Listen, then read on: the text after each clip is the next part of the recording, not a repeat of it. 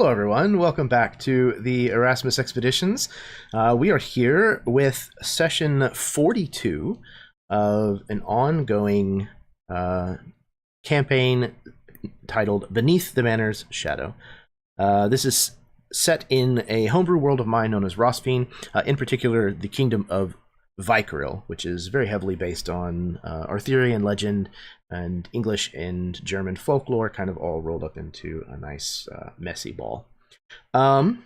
So this is the first session where we will be playing a brand new to us system. We are now going to be playing with the Cortex Prime system. A word of warning, we're all new to this, including me. I have run this 3 times before as a part of a trilogy here on the channel, and that's about the extent of the experience that I have with it. So please bear with us. If we're doing something way incorrect, please feel free to leave a kind comment down below, and we will do our best to correct course. But I would like to also thank both Rachel Ayers and Augusto for the art that they have provided for this game. Rachel was very kind to design the majority of the house shields that you will see depicted throughout the campaign, and Augusto designed all of the character portraits that you will see here on our overlay. Those were commissioned by Steve, who hopefully will be joining us here in just a little bit, and then Josh should be along after a while. But yeah, I'm super excited to kind of see this game in a different light. Obviously, we're very well established with the characters in the story after being with them for almost 5 years. So I'm very, very eager to see how different and how much the same things will kind of stay now that we're making a rather fundamental change. So with any luck, it'll be beautiful. All right, so what else? Oh, at the break and at the post stream, you will be able to hear 2 brand new songs that were written and composed and performed by Josh, specifically for this campaign. At the break, you will hear the Tournament at Malrich, and at the going out at the end of the game, you will hear the song Swordbreaker. So it's really awesome. It's the first time I've ever had somebody write music for a game that I was a part of, so that's a really cool experience. Thank you, Josh. Same warning that I give at the beginning of all of my games, and that is if foul language and mature subject matter are things that bother you, then this is not a good game for you to watch. Changing systems is not going to change that. So I'm going to pass things over to my players now so that they can introduce themselves, tell you what they might have going on, where you might be able to find them on the internet, and then I think we can get started. So we're going to start with Karen.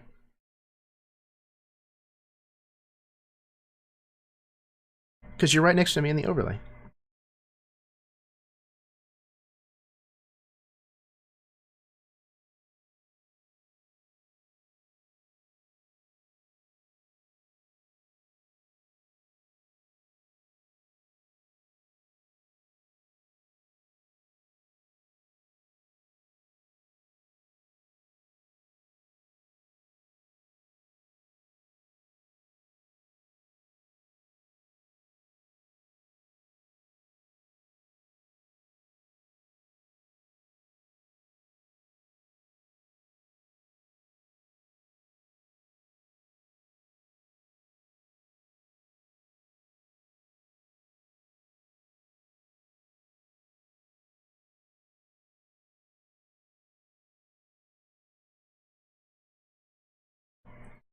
Absolutely. Yeah, I'm, again, characters that you know so well, taking them and kind of looking at them through a very different lens is a really interesting exercise.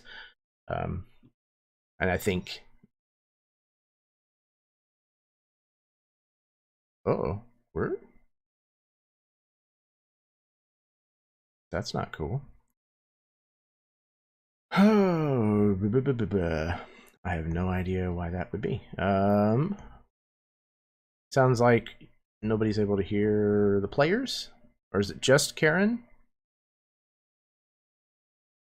I'm going to keep reposition everybody here and see if we can't take care of all of that at the same time here.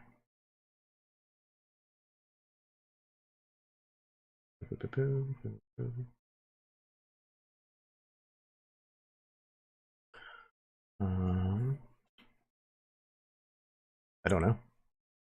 Have they said anything? Hold, please. We are experiencing technical difficulties.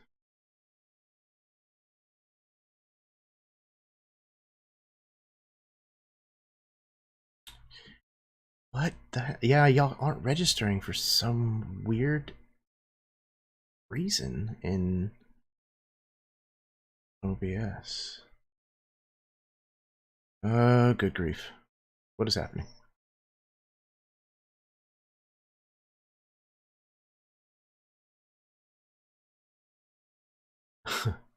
Well, he was on with me earlier, so.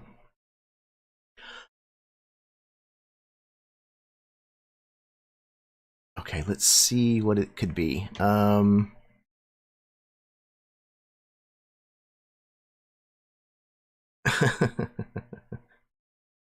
Where is...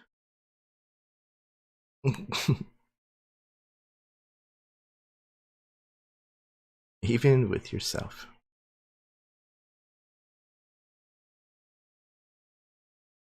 Okay, box. Input. That should be good. Desktop audio. Put.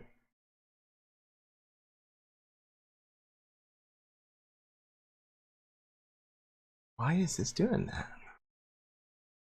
Hmm.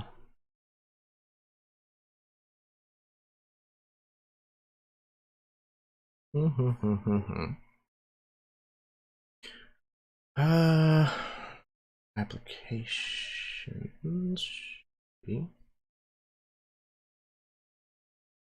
Let's try.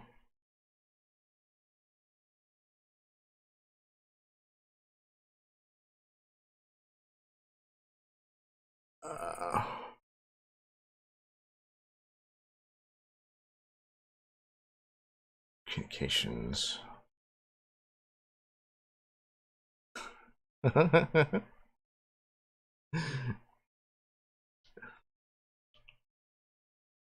I don't know what's causing this to happen. Why is... Oh God.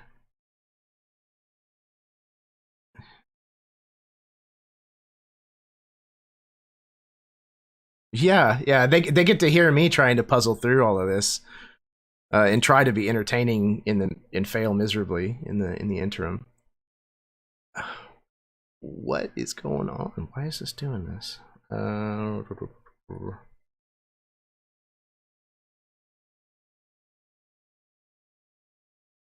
right, hang on. Okay, somebody say something. Nope. Why? Hang on. I wonder if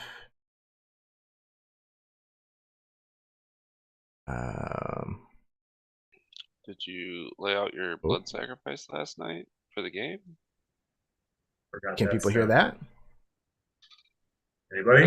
It takes a second. I'm getting readings on OBS now. Well, that's good. That's something. We'll find out here. There was a massive update for Zoom recently, and I had issues in the game that I've been playing in on Jake's channel with hearing, and so I was adjusting the settings there. So I'm thinking that might have been it. How's the chat? Hey, Tamika hears me. Hey, the people hear me. Excellent. Nope, it's just me and Jeremy. It's just Baron. Okay, so Karen, would you like to reintroduce yourself? I could, but I could pretend to talk and not actually talk and make yourself start again. I'm Karen, otherwise known as Myth and Gears. If I'm not playing here, you can find me over at Mini Terrain Domain. What else did I say? I am so very excited to learn this new system. I'm a little bit still trying to wrap my head around what we're going to do, how it's going to work, but very excited to jump in and play this. I'm also extremely excited, as always, to get back to the story and play Ariana tonight. So thank you for joining us. Thank you for a second time. I appreciate that.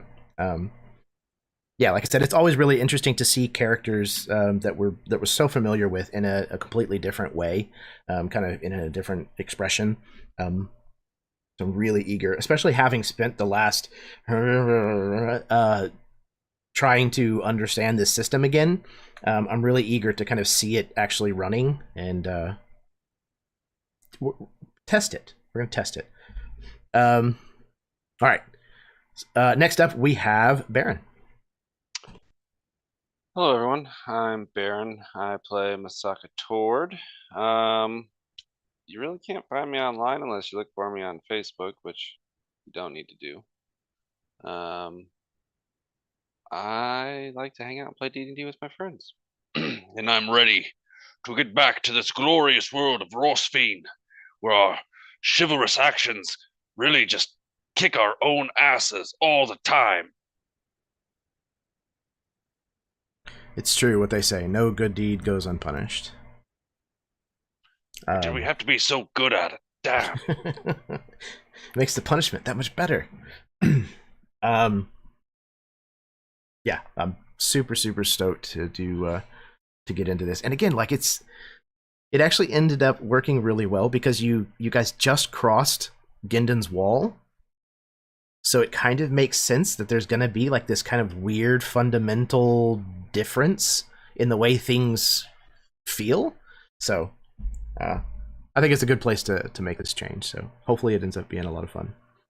Welcome to the Elven lands, everyone. We've never heard of these dungeons nor dragons. Here we have Cortex, but only one of them. All right, next up, speaking of only one, we have Eli. Hi, everybody. I'm Eli, and I'm very excited to be playing tonight. I gotta say, mad respect to all of my fellow players and, of course, my GM for being game to make this switch. And Jeremy's brilliance has created some very exciting character stuff. Like, I'm very excited to play and tell a story tonight, but honestly, if we were to just go through and read off all the shit about our characters to you folks, I think you'd be entertained. There's some really cool stuff going on here, so I'm very excited to get going. Yeah, absolutely. And again, you know, kind of doing the research and deep dive on this, there are some actual plays out there, but there's not a ton of them. So I like I was telling Steve earlier, if there is a question with how we're supposed to be handling something, like please bring it up. Like I would much rather stop and explain it, as long as it's not going to take, you know, forever to explain, because I would much rather people who are out there watching have a better understanding of why something is the way that it is. You know, there's value in that for an audience, I think. So, yeah, as always, please don't hesitate. Okay. Oh, Josh is in. Good. Next up, I'll get you back on the screen. But Steve, you're next. Hey, it's me, somewhere over here, hiding where you can't see me. It's better for all of us that way. No, I do think it's an interesting tie-in going to the new area, the new system. It really makes me sad that when we went to Baron's, to Tord's area, we didn't try the Chutes and Ladders thing. I think that really would have worked. But, you know, we're going to give this the old college try. So question to my fellow players, when you were like writing out your stuff, did you was there a tidbit about your character that came back to you that you were like, oh yeah, like that could be a thing, yeah, like that's it didn't happen to me. I was just wondering if you weirdos ran into it or something. But no, I'm very excited to be back playing, and I encourage and am overjoyed that Jeremy's willing to run this or limp this as it might be sometimes with mechanics, but we'll get there. I have something that I remembered about my character. I was looking through my character sheet and I was like, what are all the things that I really, really need to port over? What's the most important stuff? And one of the few physical descriptors that I have of Sir John, and I remember this is from some throwaway line in a previous session, but I could not tell you when or where. I say that Sir John is 10 feet wide. So there's that. Well, Dane bought a dog 7, 8, 10 months ago, and it's never shown up again. So where is that dog? It's gone the way of so many familiars and animal companions in the past. Just on the farm for my parents, right? That's where they sit it. They said they were sitting on a farm. Fantastic. All right. Last but certainly not least, we have Josh. Hey guys, I'm Josh, notoriously late player of Lord Eddard Bainton Pendrake. Pretty excited to try out this new system, even though I just made my character sheet 30 minutes ago. Hopefully everything translated pretty well. And to answer your question, let me see. I think I did have something that surfaced. Maybe not. Let's see.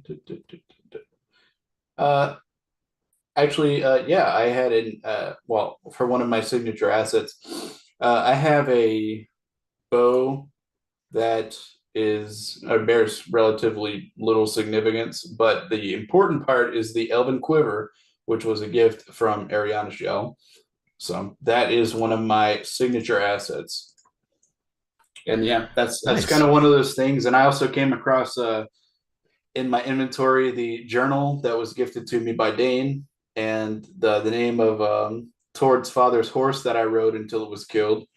And also my old all of my Knights of Pendrake I've put into my world relationships, which is there's only like 4 of them right now, but yeah, start a lot somewhere. of stuff. Yeah. Fantastic. Cool. So one more thing. I don't know. I noticed you guys had put in the music. Yes. I had not seen it because I missed the session before last. Yep. Yeah. It's the tournament at Malrich plays at the break, and Swordbreaker plays at the end of the game. I'm so hyped. I was the person who made those songs, and I really love those songs. And I'm also working on songs for the rest of the old party members here. I just nice. am a creative who doesn't create all the time. So yeah, my inspiration is either yay or nay, but as it goes, they will get finished eventually. Yeah, and anybody who mentions like any kind of project or channel or anything like that, you should be able to find that in the description of the video. Please do take the time to go kind of check them out and show them some love. If you find that something is missing from there, please let me know and I'll add it. And last but certainly not least, Jeremy, the overlay, shout out, man. It looks beautiful. I love it. I'm really happy with it, and hopefully it ends up serving our needs with the new system. We'll see. I don't know exactly what all we're gonna have to have whenever we're playing this, but we'll figure it out. Okay, so without further ado, I think we are actually ready to start. We got everything out of the way. We ended introductions, talked about the new system. We warned everybody about language. We had at least one technical issue, so that box is checked. I think we're good to go. You all ready to do this? You have any questions? No? Can we start? There it is. All right, here we go.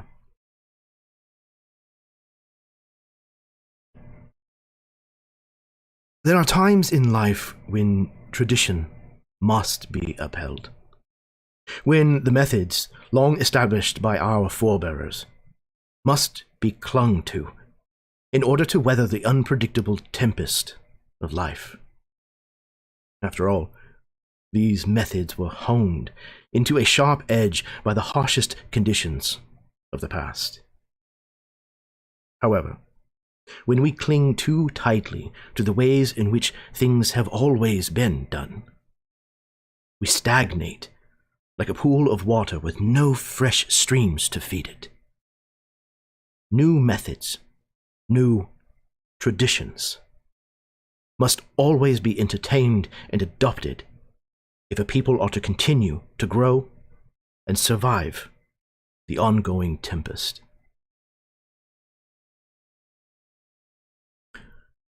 We rejoin the five of you, staying in the apartments of Umbrawood Keep, the castle/town that is a part of Baneshiel's stead, here north of the kingdom of Vykaril. The refugees from the Bloodmouth Plague have already settled here. There's even some semblance of the rhythm of life that has taken shape here again, with a few shops and stalls now even beginning to open up for business again. Baneshiel, the little bit that you have interacted with him thus far, seems happier than the last time that you met. As we rejoin the five of you, what are you currently doing here in the capital of the Umberwood?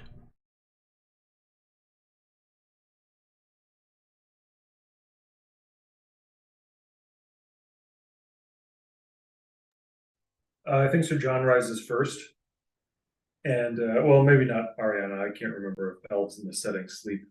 But of the humans, of the non-elves, maybe I should say, Sir John rises first, and he's doing his calisthenics, he's doing his weapon drills and stuff. And this time he's been focusing a lot on the sword, the Talon of Foresight, because he received that a while ago, and he's remembering how to use that weapon. But today he's gone back to his old standby, which is the halberd. And so he's doing some weapon drills like in the courtyard or something.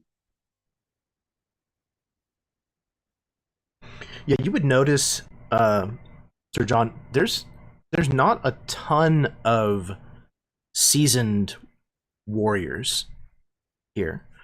Most of the people that you see that seem to have established themselves here are more along the lines of peasants. You know, it looks like farmers, trappers, things of that nature who have kind of fled here. Probably the people who are kind of already on the fringes of the north of Warrenton anyways, and happened to escape before things got so dire. Mm-hmm. I think kind of observing this, I maybe like finish my weapon drills and I go and I've got to roll my own barrels uphill to clean my chainmail these days, but you know what? I don't complain about it nearly as much as Dane did. I know it's my duty and I do it. And so I think I like roll the barrel uphill and then I let it roll back down. And I see the Baneshiel's like Marshal or Castellan or something. And I go over and I just talk to whoever would be kind of in charge of the defenses of the place.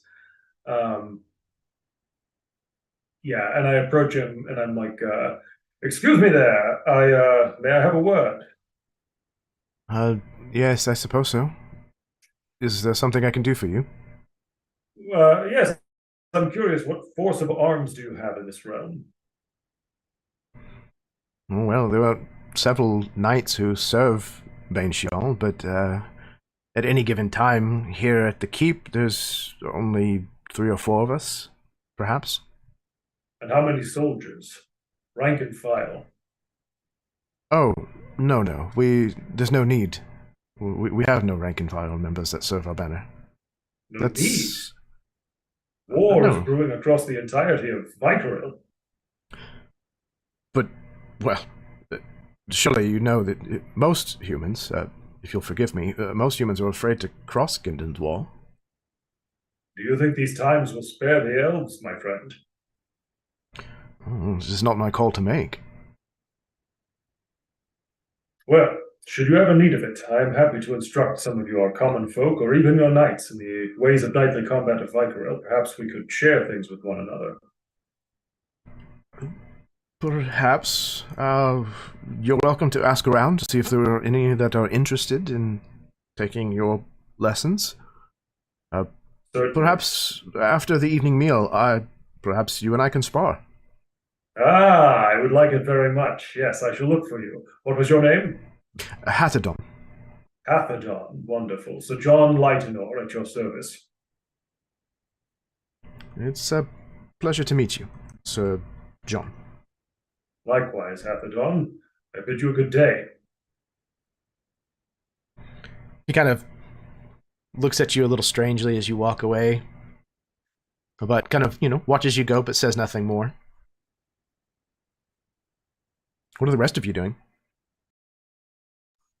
I think Eddard would have got up kind of around the same time as John to join you in some weapon drills.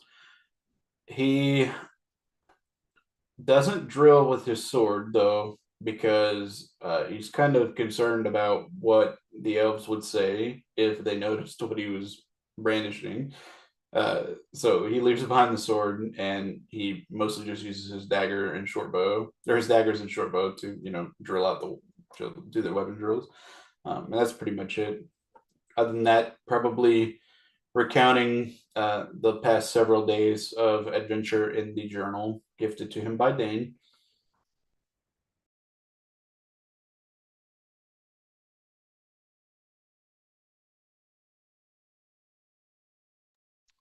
I think Tord is kind of skulking about the kitchens.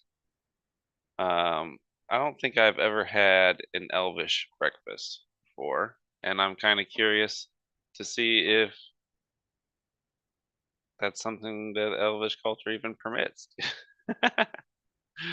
So I'm kind of like peeking around, trying to not be in the way, but just like enjoying the sense and like seeing what kind of a nuisance I can be to get something to eat. You might be a little surprised that there's not a ton of difference in what is being offered, at least currently, from what is being offered in the proper kingdom, the kingdom proper. It seems like there are a lot of human and half-elven settlers that have come, and it looks like they're kind of placating their palate a little more, but the parts that are different are probably not really to Tor's liking, because they're almost exclusively vegetarian. There's no meat that is being prepared outside of the little bit that is being offered for the human's sake. Lots of roughage. I love roughage. Very tasty, very crunchy. Might I have some more roughage, please? They are glad to give you seconds, and they're surprised at where you're putting it all. It's like a mixture of trying to be polite and not realizing that perhaps he's making himself into a joke. I kind of like stuff it all in my mouth. Your sticks are very sticky. Crunch, crunch. There might be like one person, one of the refugees, who takes kindness on you, takes pity, and kind of tells you, you don't eat that pot. And like, he kind of That's takes the it spoon. I didn't realize that was the garnish. It all kind of looked the same. He's munching down on parsley. Eating bay leaves.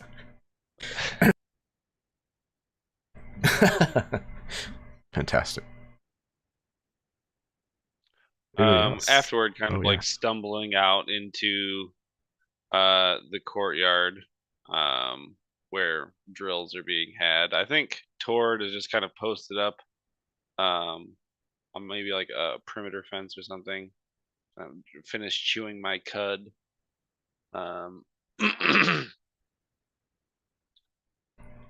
I had no idea orcs had 4 stomachs. It's a little known fact. Well, we are able to digest most materials. Wait, are you goats? Boar. Perfect. All right. Anybody else? So John was the boar. He's the Lightenor, not the boar. I bet. Right, he killed the boar. That's right. Yes. Excuse me, my device is the eagle. Thank you very much. Clearly not coping. So I think Dane is up walking around watching Sir John, early in the morning, rolling the barrel up the hill and back down the hill, and realizing that there was some sort of like sense of connection that comes from that, but also, it's good to see him rolling his own barrels and stuff. But a lot of pacing, almost a timidness in Dane as you guys begin to spar and drill. As he sort of, his hand drifts to his side where there should be a sword, and there's not for the first time in a very long time. So I'll just pop a squat on a fallen log and pick at some leaves in a bowl. I mean, also elvish breakfast, and watch as everybody else continues on normally. How Dane, has you don't eat that part? You don't eat that part right there. You just pointed at the whole thing. Mm-hmm. I still have some trail rations. Dried meats. Is this how they stay so skinny? I don't fucking understand.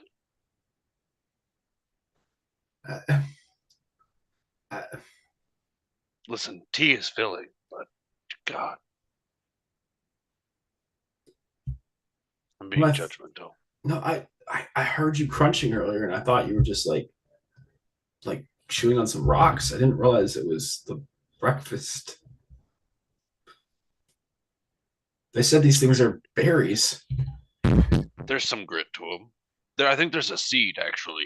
I think they are seeds. It may be a seed, yeah. If you and I'm gonna punch the bowl and smash the seeds. They're a little easier to chew that way. Wasn't very hungry anyway. You need to eat. You're a grown boy. Not like this, I won't be. Tord does not respond.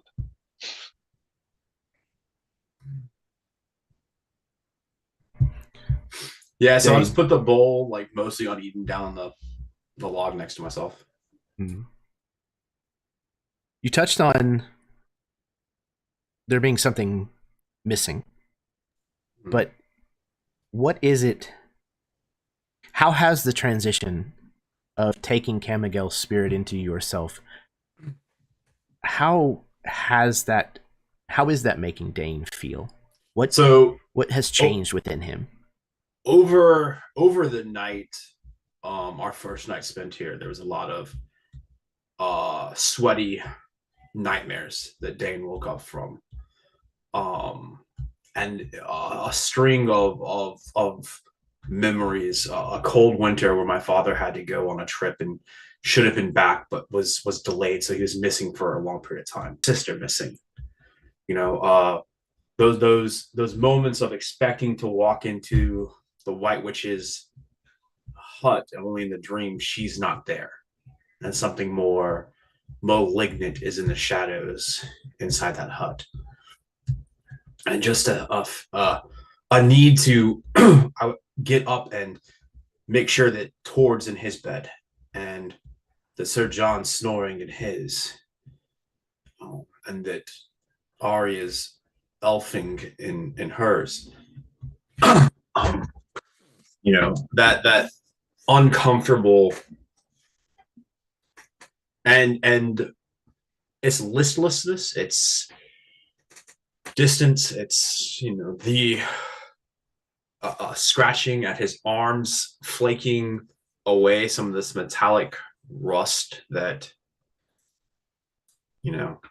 covers his skin, that is covered by a long sleeve shirt at this point. But also there's this strange heightened awareness, like when there was a perhaps a minor cantrip used this morning to start lighting some of the lanterns for the humans. That prickling in the back of my neck, the hair on my arm standing up. Something about being a little more in tune with the ancient magic that was used to bend some of these trees thousands of years ago so that the buildings could be put here, so that stones, not that stones were put here, but stones were asked to be here. And sort of knowing that without knowing it, right? That itching sensation that you've seen that face somewhere before every time I see one of these elves. The fight to not speak in plurality that he's trying to fight.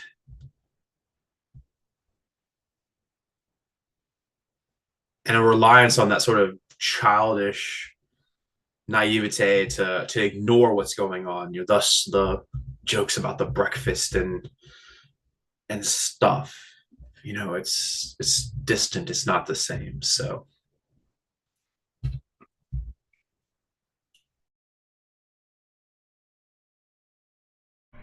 And what is Ari up to?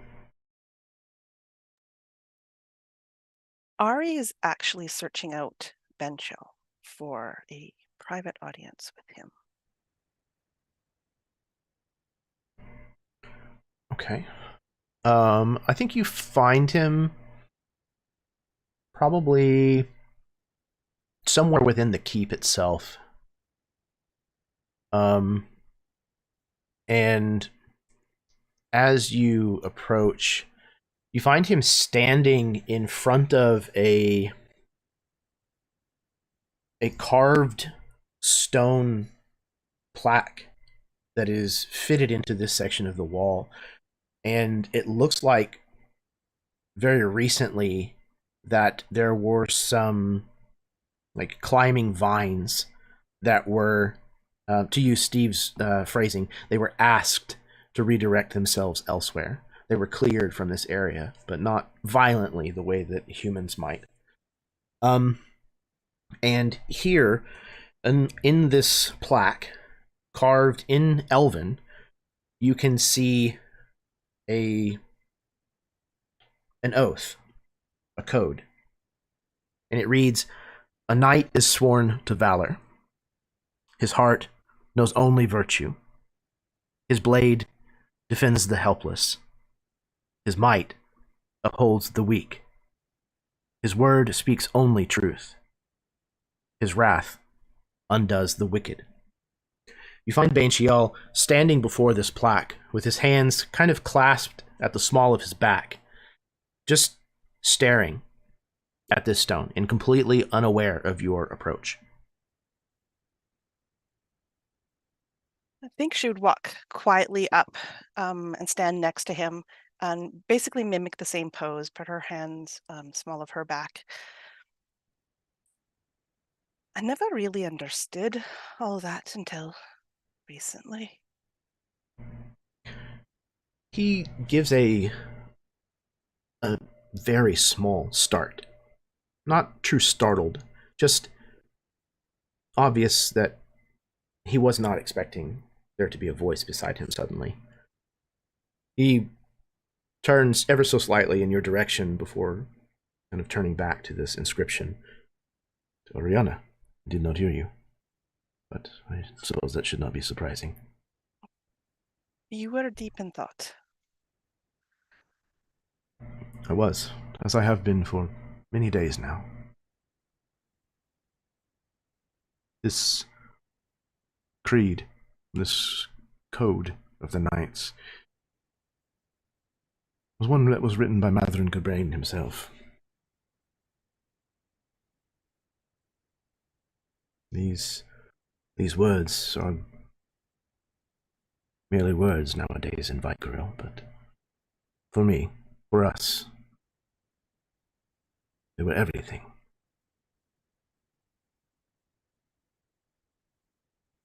There are those who still believe in those words. More than you'd think. For all the humans speak of legacy and tradition, their commitments last no longer than one of their short lifespans. The promises of mothers and fathers are quickly forgotten by their children. And that is to say nothing of how easily many of them abandon the oaths that they swear in their own lifetime. This sadly true. It's my experience as well. But there are those who are still fighting for it. Who still have the vision. Are you losing yours?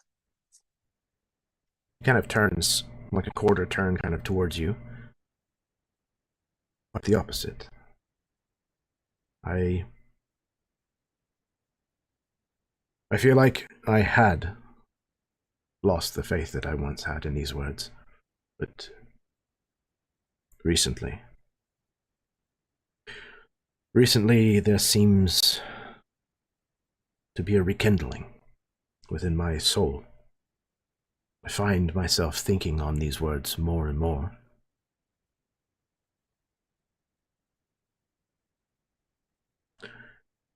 They seem far-fetched, I must admit, these standards. But at one point, there were those who held them in high esteem, who strove to uphold these values, these virtues. I can only assume that you travel with the group that you travel with because you see some of these things in them. Am I wrong? You're not wrong, but when I first came here, so long ago, I thought you a fool. I thought you crazy to debase yourself and put yourself in this human concept of lords and knights and valor, and I didn't get it. Not at all. I thought you were daft. But so did many of our people. He kind of laughs. I've been learning it about myself. It's not why I travel with the group I travel with, but they have taught me the value of these words, the meaning, the truth. And I've come to see what you're doing here and the importance of it.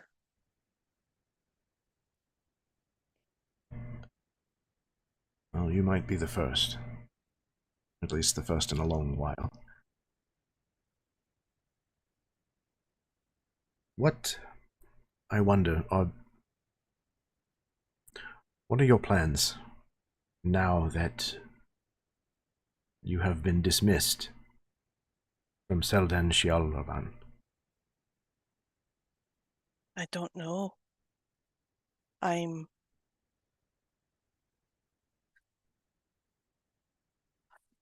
lost, Benshell. I don't know. I don't know what's going to happen when I go back and I see them and I listen to what they have to say. I don't know what's going to happen when we go even further north, visit the Queen. I don't know. I'm finding myself just tossed about like a leaf on the wind. And it's hard. There's no one to talk to. They don't understand me.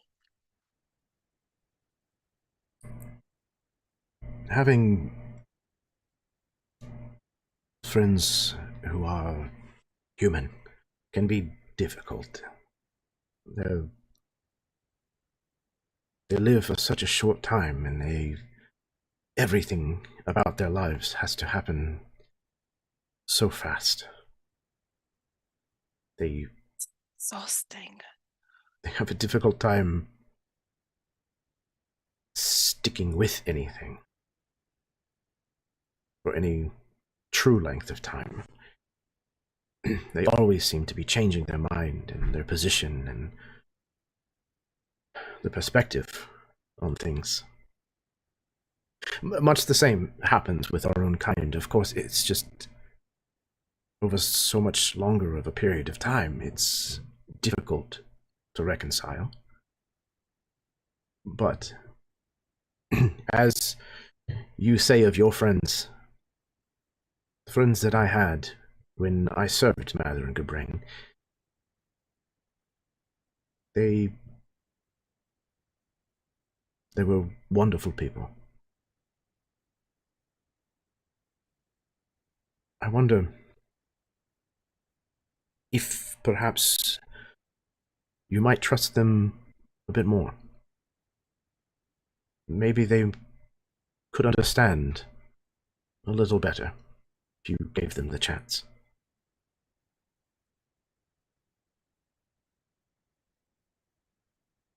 I think with that, Arya just kind of looks down at the ground.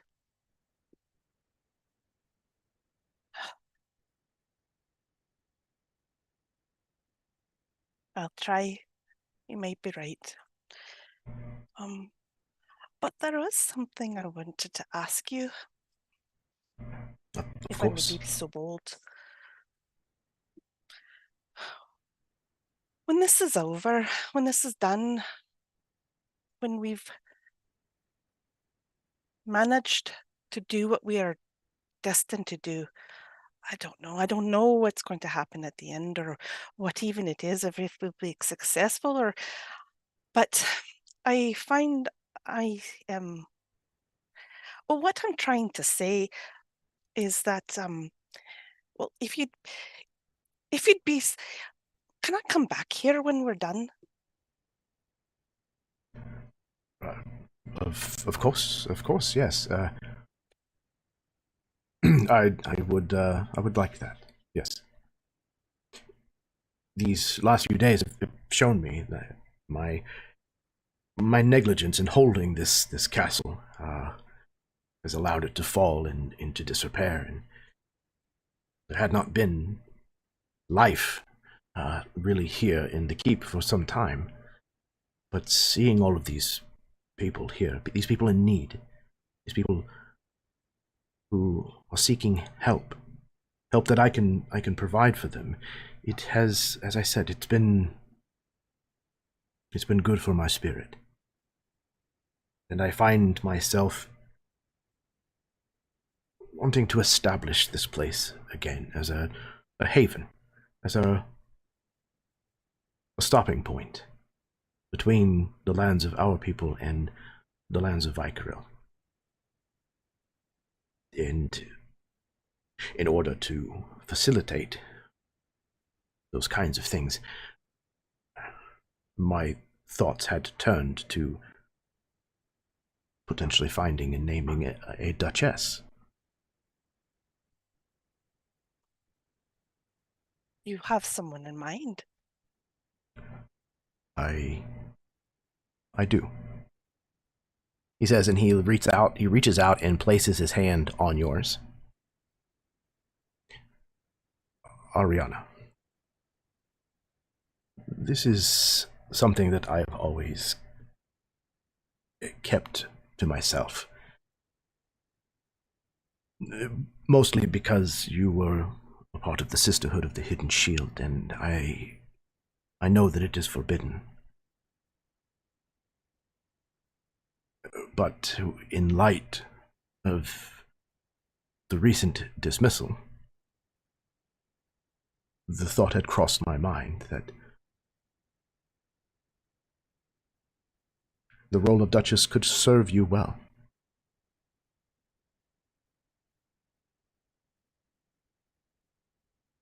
Ari she kind of stiffened when he touched her. This is was kind of a shock to her, and she's just like staring at the hand on top of her hand, and then she just looks up into his eyes, and all she says is, "Oh." He withdraws his hand very quickly. Of course, if that is unsuitable, you could remain in your current station as a knight of my house. There is certainly no reason to change anything.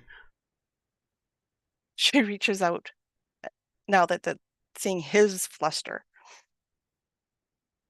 No, it's not that. I never knew. I never knew. As I said, it was something that I kept close. It is difficult for an elf in my position in the human realm to seek out such companionship. I would not be adverse, but this is new to me.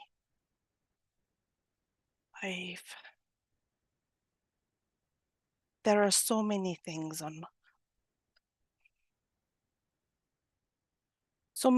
I must tie up, must do first. You understand, right? Of course I do. And as I said, as an elf, I think we both understand that time is something that we have. And I would want it no other way. Take the time you need, and if you find yourself wishing to take me up on my offer, well, then for some time, I think this will be my home.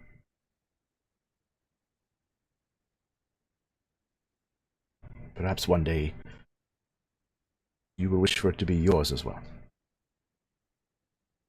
I already do.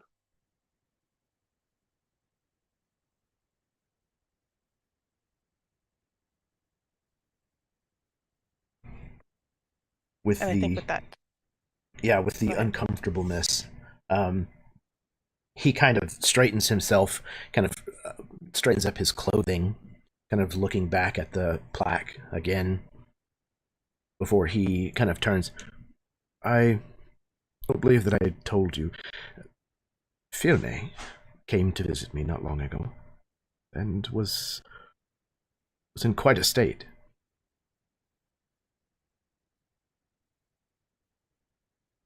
Apparently. What do you mean? Was he still a horse? They were indeed a horse, and were quite angry about it. Point in fact. Seems they blamed you and your friends for this predicament they found themselves in. Of course they did. Of course the horse did. Oh, I'm terrible. It is not all of our faults, but we did have a run-in, and that was the price. He was they were bested, and they don't like to be bested. But few Fae do.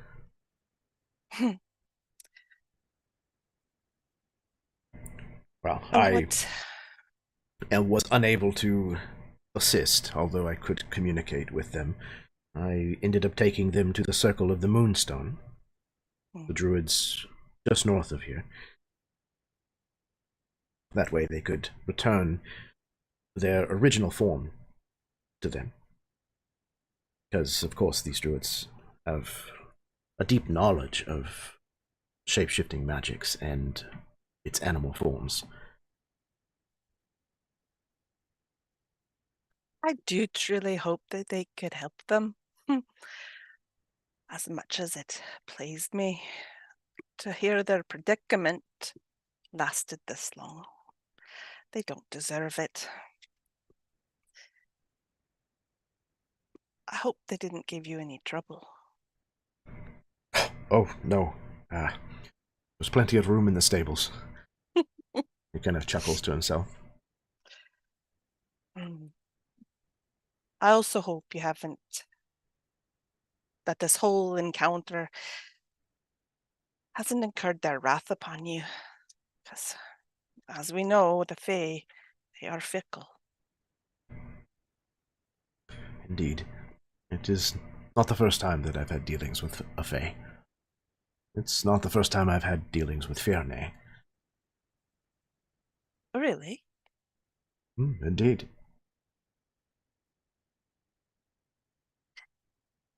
I wonder why he's so... or they're so,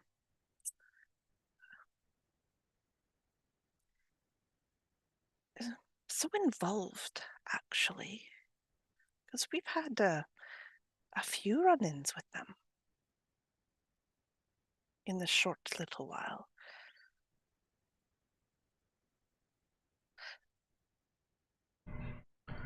There might be more to it. Something's going on. Perhaps, if you wish to speak with them, it's entirely possible that they could still be with Nimbuscuo's druids, with the Circle of the Moonstone. I will keep that under advisement, but I'm not sure I really want to see them again. I think that the feeling is likely mutual between Fernay and the druids. Perfect. And thank you again. Of course. Yes. I will return. I shall count the days. He kind of turns and takes one last look at this plaque on the wall before kind of nodding to himself and turning and walking away.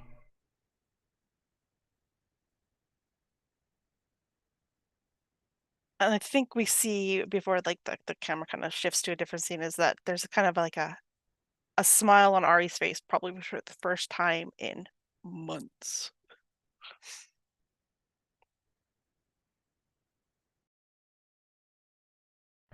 So my question is, which of the other four of you overheard a part of that conversation?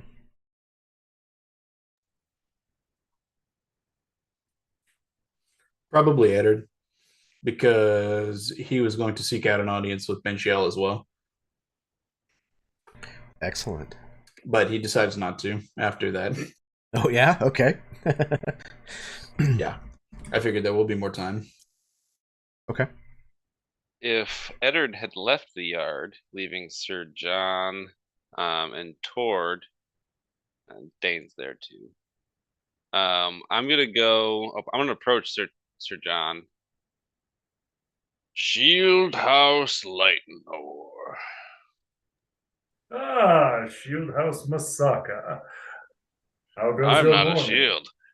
Your house is now among those who guards the realm. It's funny, I don't have a shield here, but I do have a sword. I suppose, if you have time. Oh, would you like instruction? I could always use a lesson. I'd be only too happy. I have a thought though. Trying to test the mettle of the elven folk of this place. What say you we gather somewhat of a crowd before we do this?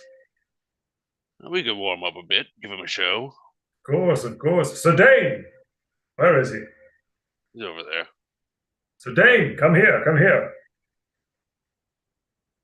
Yes. How'd you like to help us rile up a crowd? In what way? Here's what I'm We're trying to get thinking. some energy, man. You could use it too. The good Sir Tord and I were thinking of a friendly competition. You could participate, of course, if you want, but afterward I thought we might all lend them a little bit of advice about how to fight in the Vykarilian way. I figure we just show them, because sometimes when you give people advice and they're not asking for it, you come off as an ass. No, I've never heard of that. No way. I'm No. pretty sure it's not real. He's never heard that. Anyway, I think, we start warming up. We give them a good show. We show them the Vykarilian way. Inspire them. Yes, of course. Yes, and then we teach to them. I just to make sure I'm on the same page. You two want to spar. I'll draw some attention, and then spend time with the Bloodmouth Plague refugees who are struggling to survive and eating scraps. You want to take them through a rigorous training exercise where they can rigorous, learn to. I was gonna actually disengage at that point, and I was gonna go do something else. So, just Sir John then. Well, you and I together then. You and me and you. Yes. I have no sword.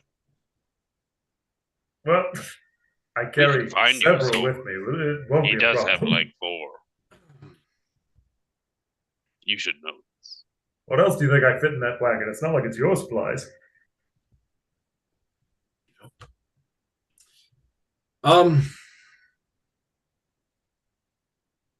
Let's start with the sparring. It's good for building teamwork and refreshing skills, and I'm sure it'll be a good distraction for these scarred and in-pain individuals. I clap you Perfect. on the shoulder, and I go, the first part of that was excellent salesmanship, Sir Dane. Perhaps you've missed your calling. Nonsense, you're a wonderful fighter. Now, let's go rile up this crowd. I don't think that word means what you think it means.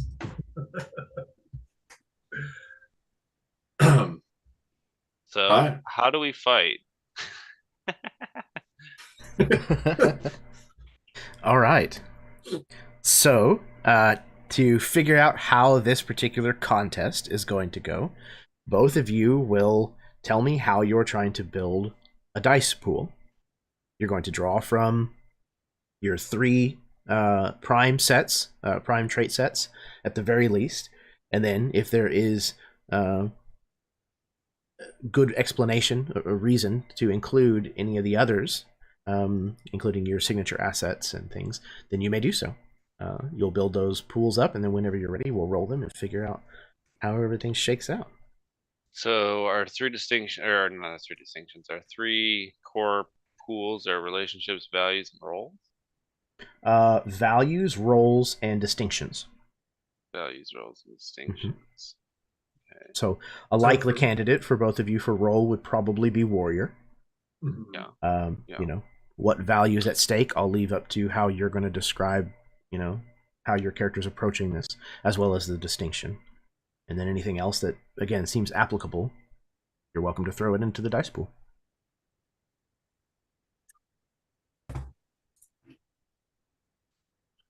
Yeah. Do we need to say it out loud? Would you like us to say it out loud? I would love that, yes. Okay. So my distinctions, I was actually going to use a hindrance. My body is a shield. All right. Okay. So you will add a D4 from that distinction instead of the normal D8. And I am going to go ahead and activate that as a complication for the scene. It's a D. 6, I believe. So you get a plot point for that. Oh, by the way, for the two of you who were not here whenever you joined us, you start with a plot point. Every session, if you don't have one that has carried over from the previous session, then you automatically gain one. So each of you has one currently. But Baron, you will now have a second because I'm activating complication. And I'm going to call the complication... Reckless. I'm going to call it light breakfast. Okay.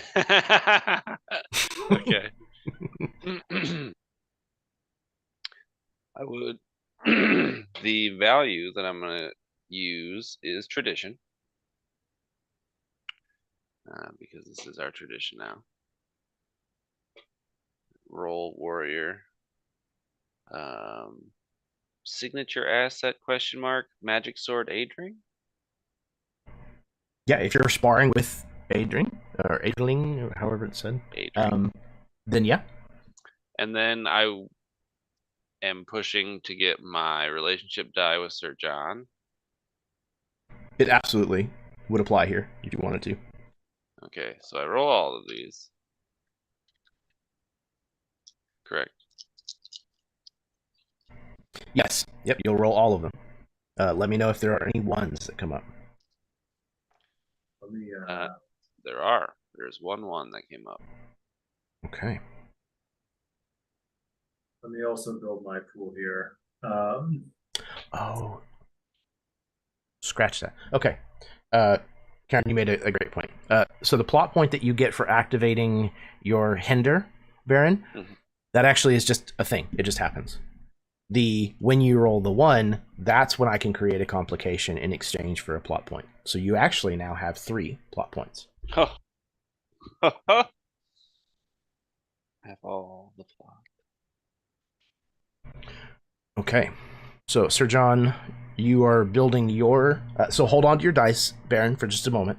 Eli, what do you have as far as your dice pool goes? So my role is warrior, of course, and I have a specialty that's swords. So I'm gonna I have a specialty that's swords, so I'm gonna activate that as well. And my value is courage here. And for my distinction, I was thinking Master of the Knightly Arts was a real natural way to do this, but I think no, I'm gonna do that. And then for like mod sets and stuff, I do think my relationship with Tord is relevant here, but I can only activate that by pushing and like spending a PowerPoint. Is that right? No. Okay. So you can call on it. Yeah, sure. Let's do that. So relationship here, and then also I'm going to invoke the Light North School of Knightly Arts, which is one of my signature assets. It's my personal combat style. And I'm not going to like spend any PowerPoints or anything, but I have built my dice pool this way. Okay. Then go ahead and roll that and see if there are any ones. No one's for me. Okay. So then both of you will choose from your dice pool 2 dice that are not ones to allocate as your total, and then a third die that is also not showing a value of 1 as your effect die.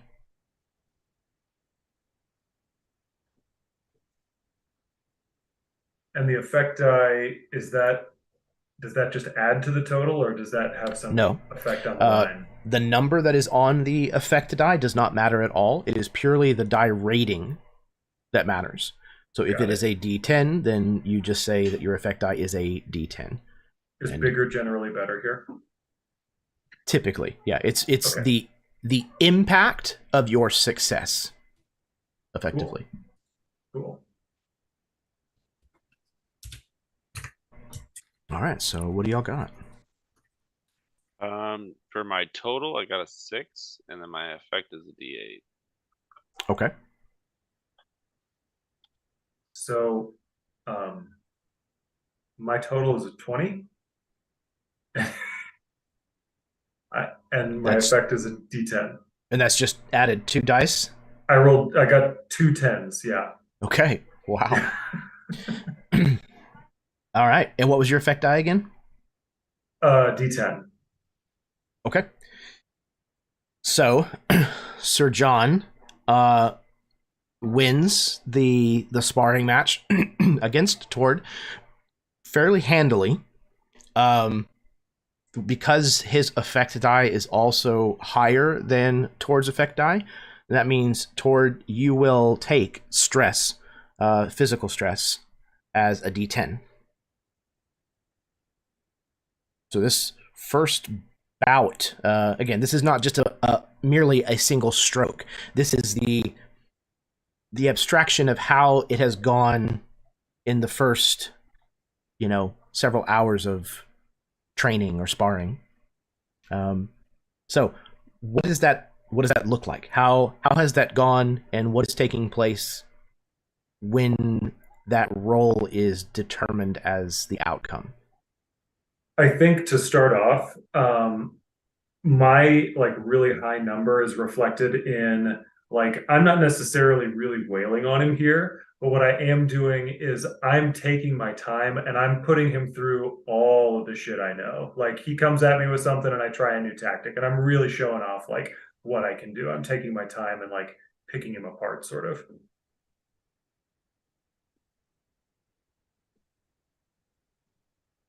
From Tord's perspective, how is this shaken out? What does this look like? I'm getting my fucking ass kicked. This is fucking dumb. So at the end of this, when it's clear that you have lost this exchange, do you throw in the towel? Do you continue the contest?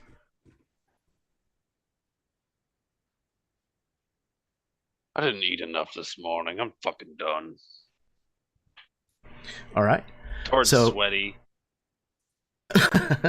So in Cortex, what you have done is literally labeled give up or give in. So you have given into the contest, which means you've just earned another PowerPoint or plot point. Yay! Plot. You're welcome, pal. That's Paladin. How many do you have now? 4? 4. I've got 1. I'm gonna explode on something. Oh.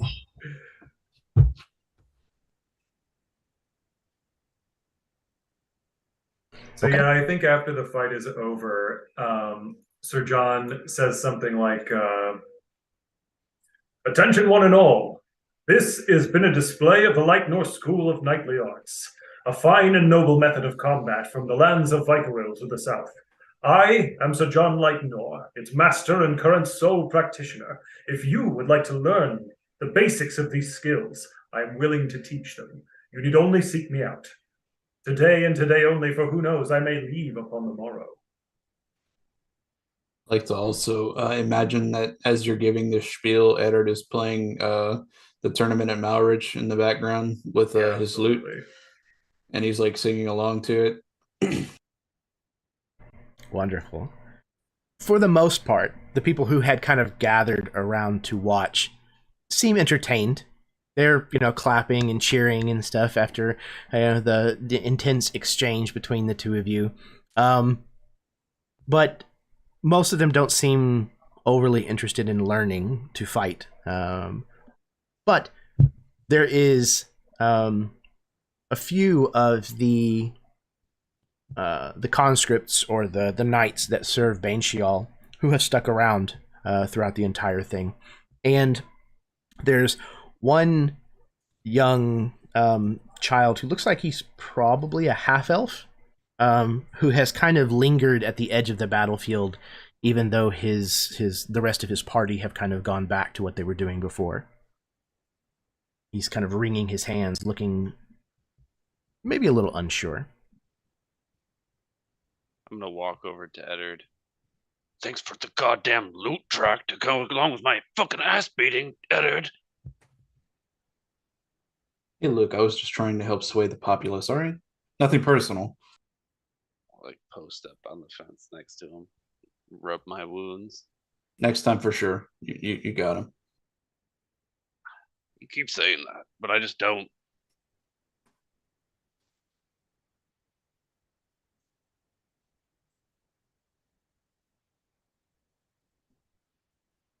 Edit actually takes out the bottle, the Sand King, and gives it to Tor. What's this? It's the drink we had like in Warrenton, or right outside of Warrenton. I'll open it. Smell it. Take a drink. It's rum, isn't it? I think it's mead. Oh, it might be mead. Yeah, I believe it's like a honey mead. Nice. Toward Is that like Barnaby stuff? Yes, that's the mead that we would get from Barnaby. Okay, nice. And that was the first time we had found it since session 1.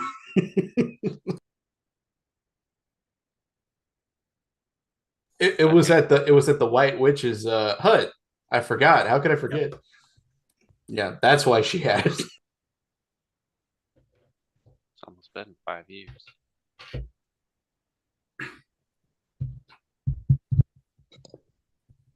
I would hand it back. How are you holding up?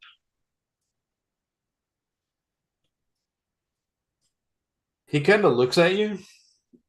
The question, it seems relatively straightforward, but when he catches your eye, he gets the feeling that you're asking more than that.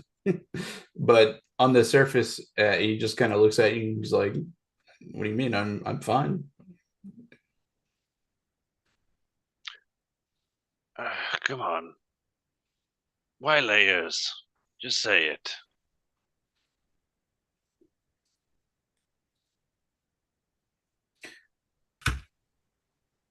I don't know. It's a lot, these past couple of weeks.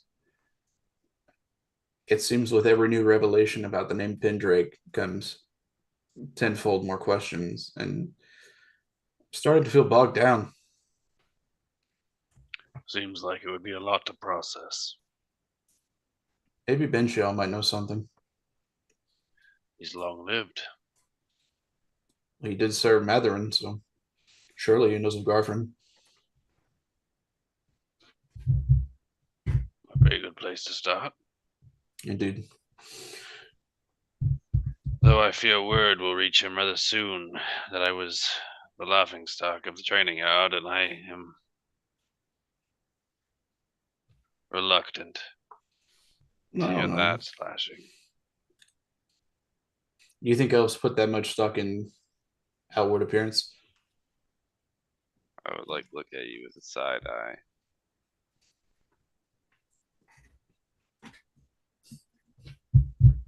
No, not at all.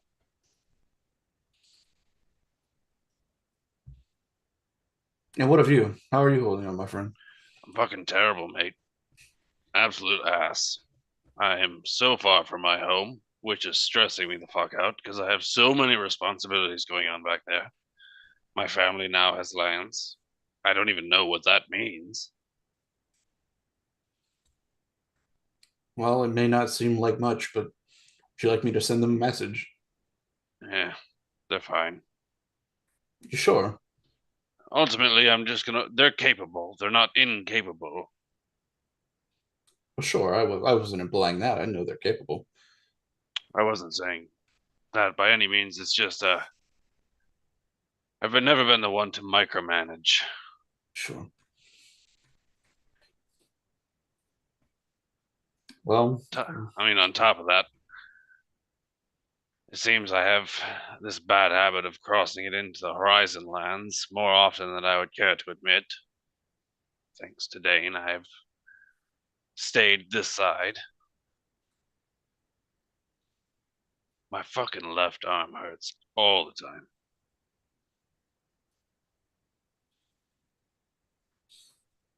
when we get back to the capital, we need to have that looked at. That's not normal. I'm just gonna have him cut it off. I'll just replace the whole thing with a shield, and then I will be a knight. I could definitely write a tale of that. That's for sure. Be real interesting. Tord Shield Arm. They'd call me like Shieldo. That's a pretty poor choice of nickname, my friend. I'm sorry. You don't choose. You're right. Who am I to judge?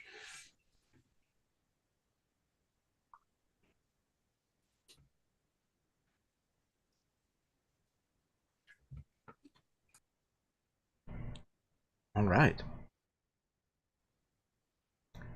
So, what is the plan? What is the next step? When we find the five of you together again at some point, maybe it's in the evening meal, maybe it's at the end of the day before you all turn in for the night at the common room of your apartments. Where do we find you, and what is that conversation like?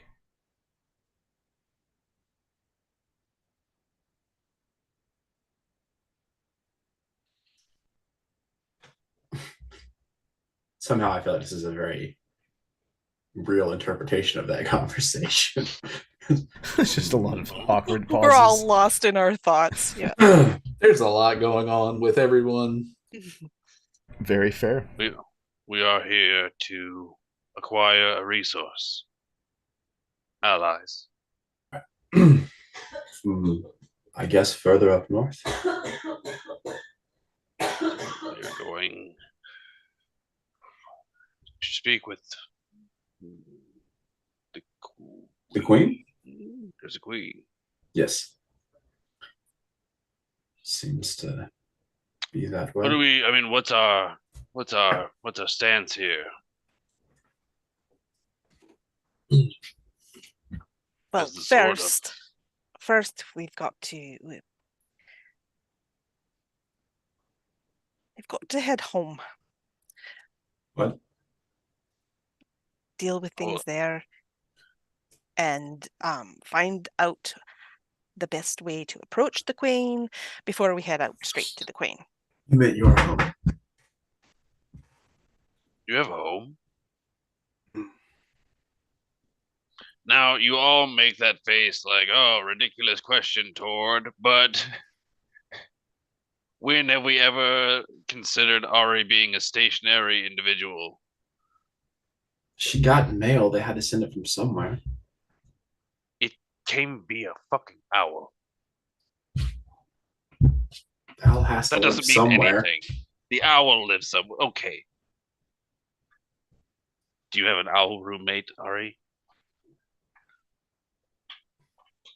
She's got this look on her face like, how did the conversation go so wrong so quickly? And she's just looking back between the two of you. I apologize. So when you say home, obviously you mean your home, but when you say what's going on there, what do you mean?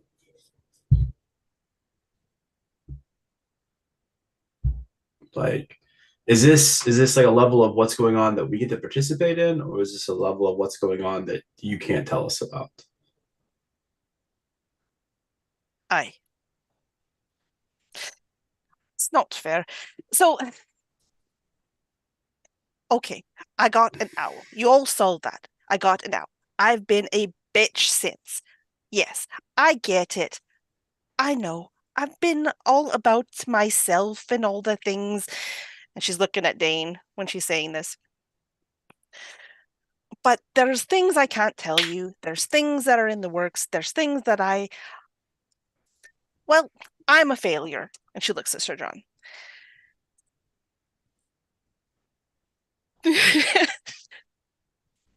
I mean, I don't think you're a failure. That's the only thing you failed about was Eddard. Never once have I seen you Hold on. fall in combat. You You're failed a Ed. capable When did you warrior. fail? When did you fail Eddard? No. You failed her mission. Right. Oh. Or chose not to do it, which She didn't fail me. She did me a Right. solid. I appreciate Right. it. Yes. Well, So the only thing that you failed are your sisterhood, right? yeah, only thing. Yeah, that's it. It's a big thing. I mean, Sir John, how did you feel when you knew your dad was so disappointed in you? He Like, it was hard ignored to it. go home, right? I didn't Help. ignore it. I killed a man about it. I just didn't take the throne. In fairness, we killed a man. Details. And I will say that that house is now a shield house, which is a big deal. Net gain. I get it. Alright. I get it, Ari. I do. I don't think you do, but That's why I left. Right? You can't go home because you failed, and I left so I didn't. It's basically the same thing. isn't. Alright. No. The thing is, we've got to go home, Right. and I've got to deal with it because we need their help so that we can go to the Queen. So the first things are we have to go. I've got to deal with whatever is going to happen, which I have no idea. They're not going to want to see you. They're not the kind of people who want you to come. So it will be not a fun journey. It's not going to be a very nice place for that. But it is necessary and we must do it. And we will manage. Yeah. We need to do this thing because we've got to get it all done because the world has fallen apart and I just really want it over.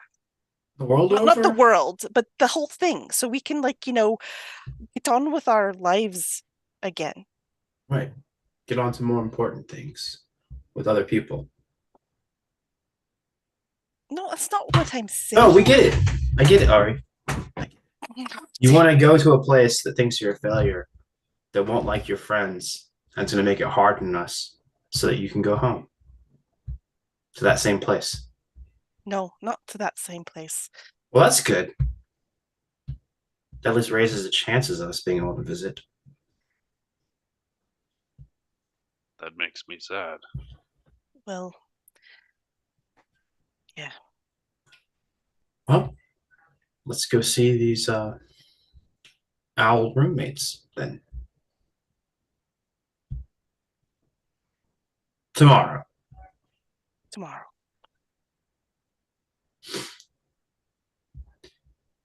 And do we need to tell Baneshell we're leaving, or does he just know?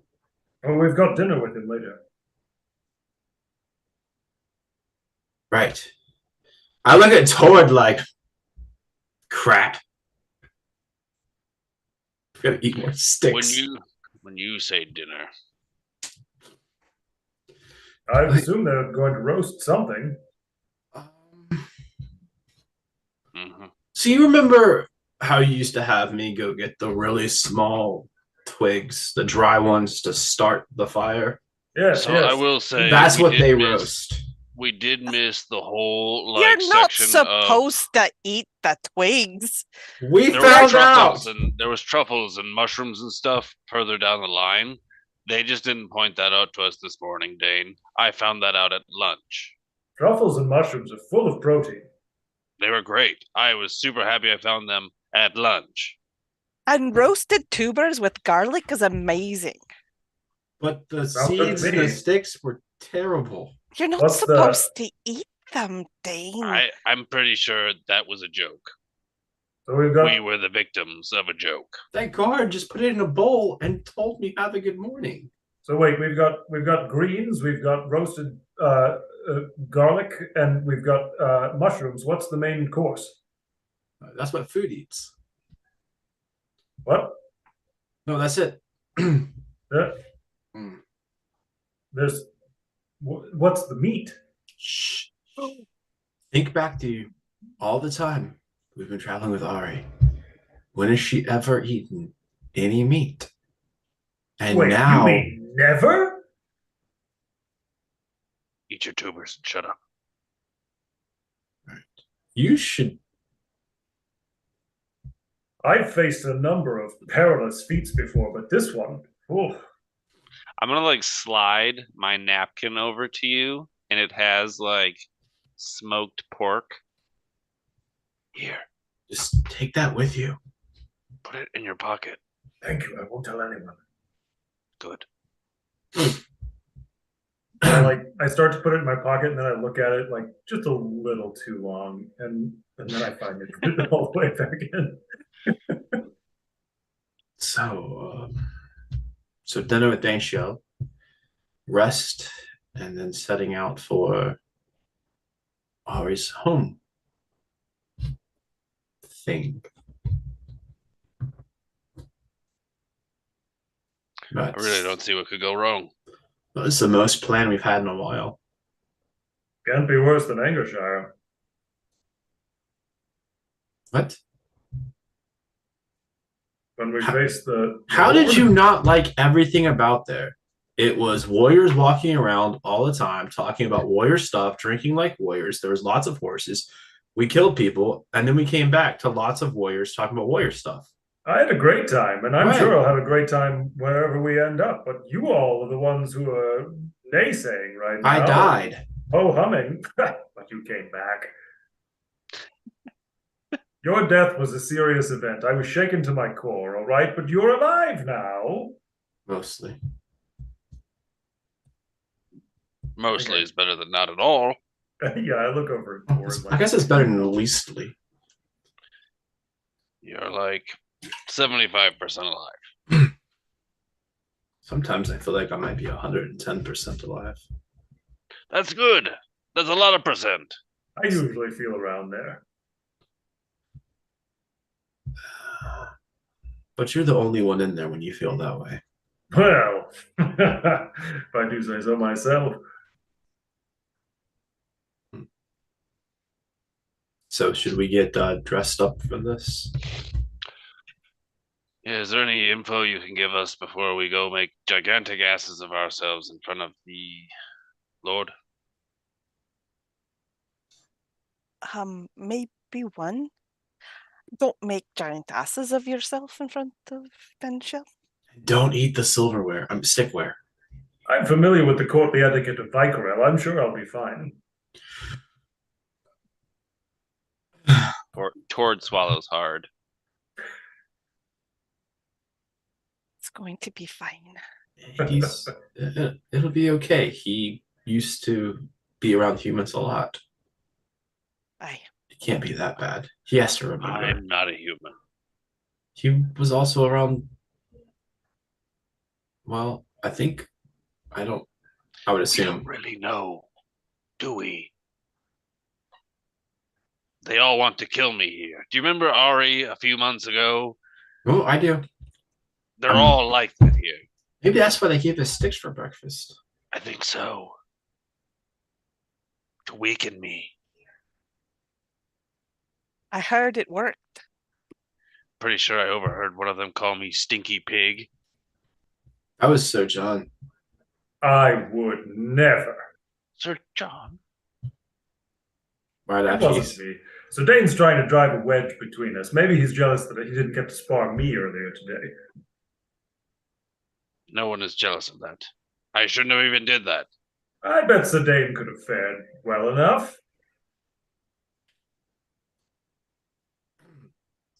Sir Dane. Albeit Yes. with a borrowed sword. What? Oh, I'm nowhere near the fighter that Tord is. That doesn't really hold too much weight after my performance today. Well, it does, because if you got soundly beat, Don't say it twice. Sword, were you trying? No. no, I didn't think so. I yeah. thought you were playing into the demonstration. It was, Mhm. it was one big exhibition, you know? Well, I will say I was like sort of playing until your mailed gauntleted fist. Sort of playing, huh? It didn't feel great. Well, I tried to pull my punches. I thought I had good control on that one. So you know the one I'm talking about. Yes, I know. I thought you were playing it up. Ugh, I'm sorry. I don't know, the audible teeth click of my jaw closing You do that in Under your your sleep. I assumed fist. it was just a reflex.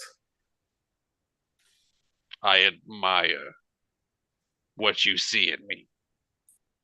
So, did anybody actually stay around for lessons? Oh yes. Actually, I did want to flashback and talk to that little half-elven kid. Sure, absolutely. Okay.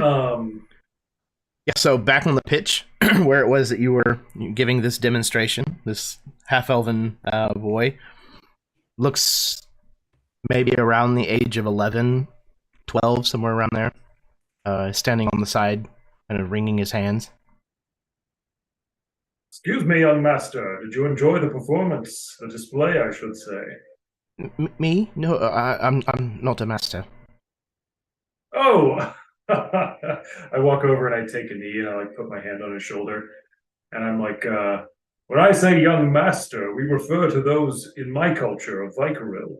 Those who have not yet reached age of maturity, we call them masters. Oh, well, then I guess I am a master. Where are you from? Well, I was raised in the Underwood, not far from here, but then the plague hit and the Bloodmouth drove everybody up north, so we came here to try to get away from it. We passed Gindin's wall. I'd never been there. So you've been on quite a trek then.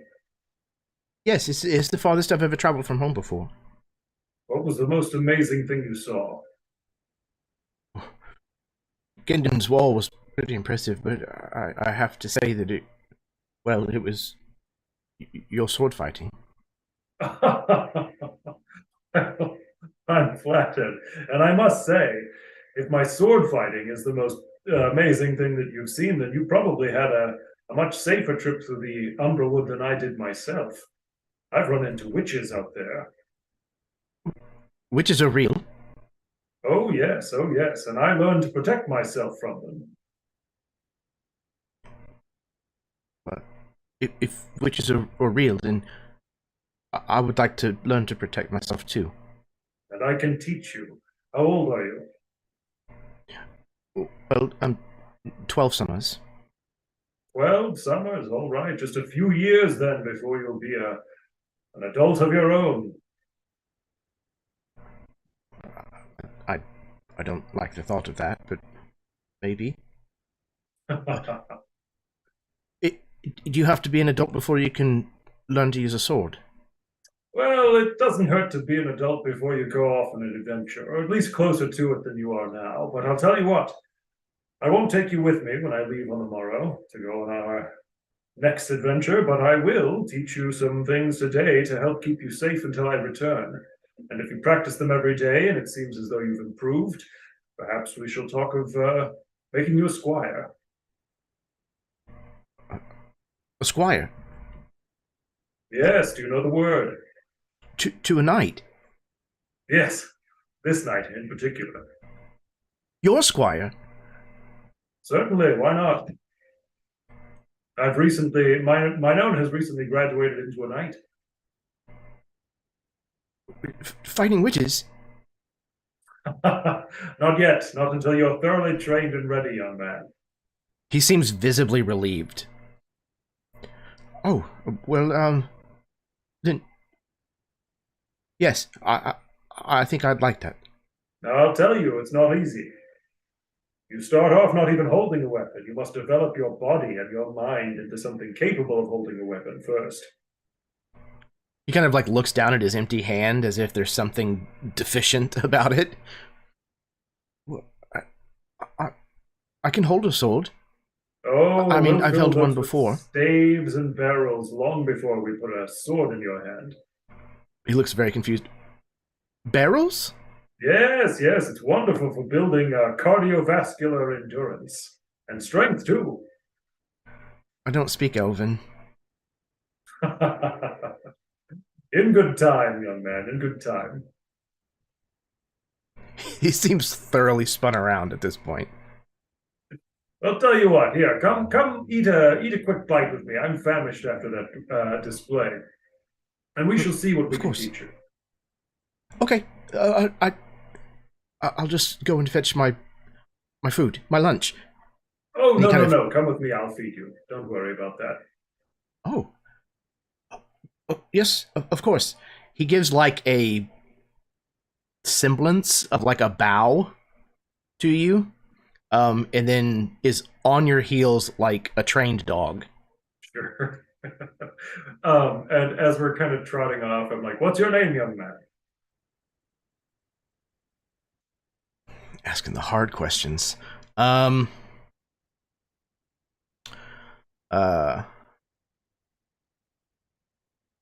Balin. All right. Well, Balin, hopefully this is the start of a wonderful relationship. Yes, sir. Are we doing barrels now? Oh, no, no, no, no. Follow me and I'll show you the barrel later. Oh, good. And he follows you. Yeah, and then we go off and we eat like a snack, like a light pre-lunch kind of thing, just to try and put some food in his belly. Perfect. And then we spend like an hour working on stances and the most basic guards of my nightly school.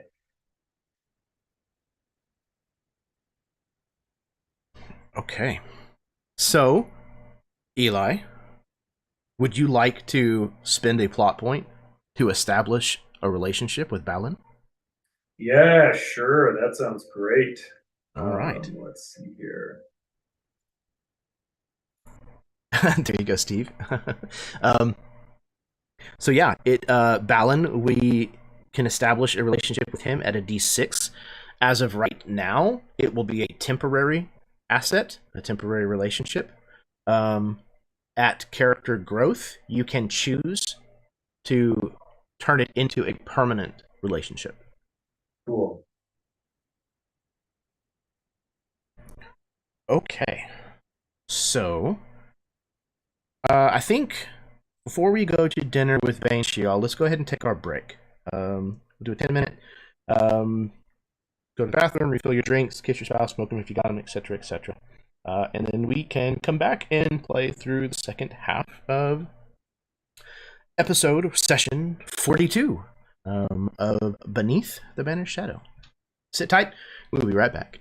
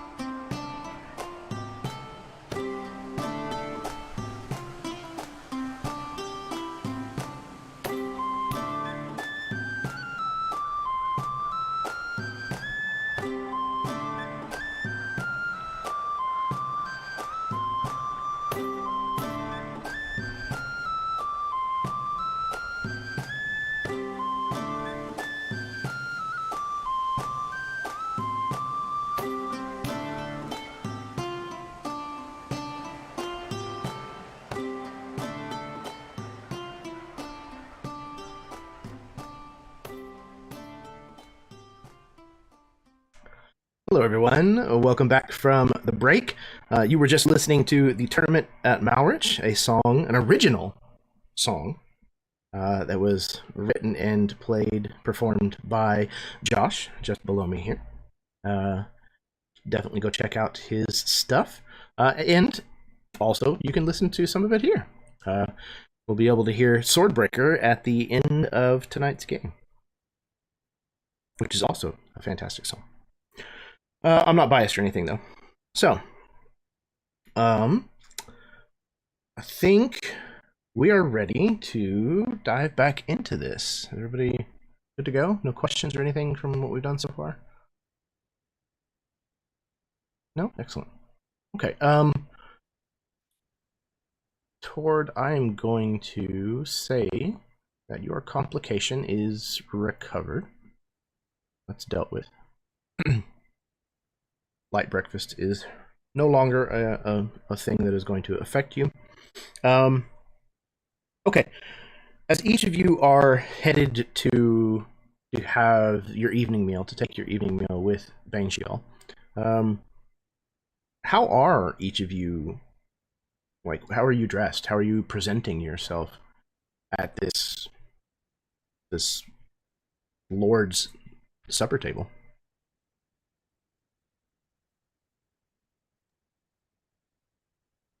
So while Ari is still wearing her kind of typical attire, her elven warrior garb, she has taken a moment to clean herself up and, like make sure her hair is combed well, that things are all in place properly. She's taken a little bit more time over her appearance than she normally would have.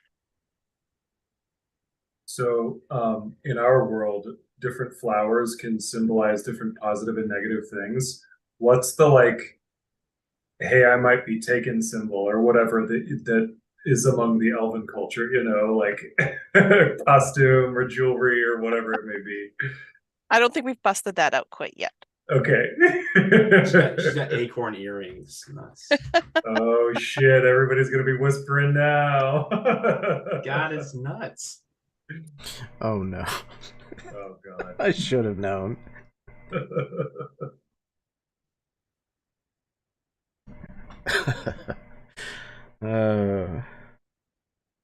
Okay, so Ari has done up maybe a little more than even for some of the other events that you may have attended in the past. Yes, absolutely. I mean, we've met the queen of Vykaril, and she did not take this much time and effort at that meeting. Yeah. So So Geddard's pretty done up. Yeah. Yeah, So as the rest of you are describing how you look, let's take a litmus test and see how exactly traditionally male the rest of your characters are, and whether or not you notice that Ari has put more work into her appearance for this evening or not.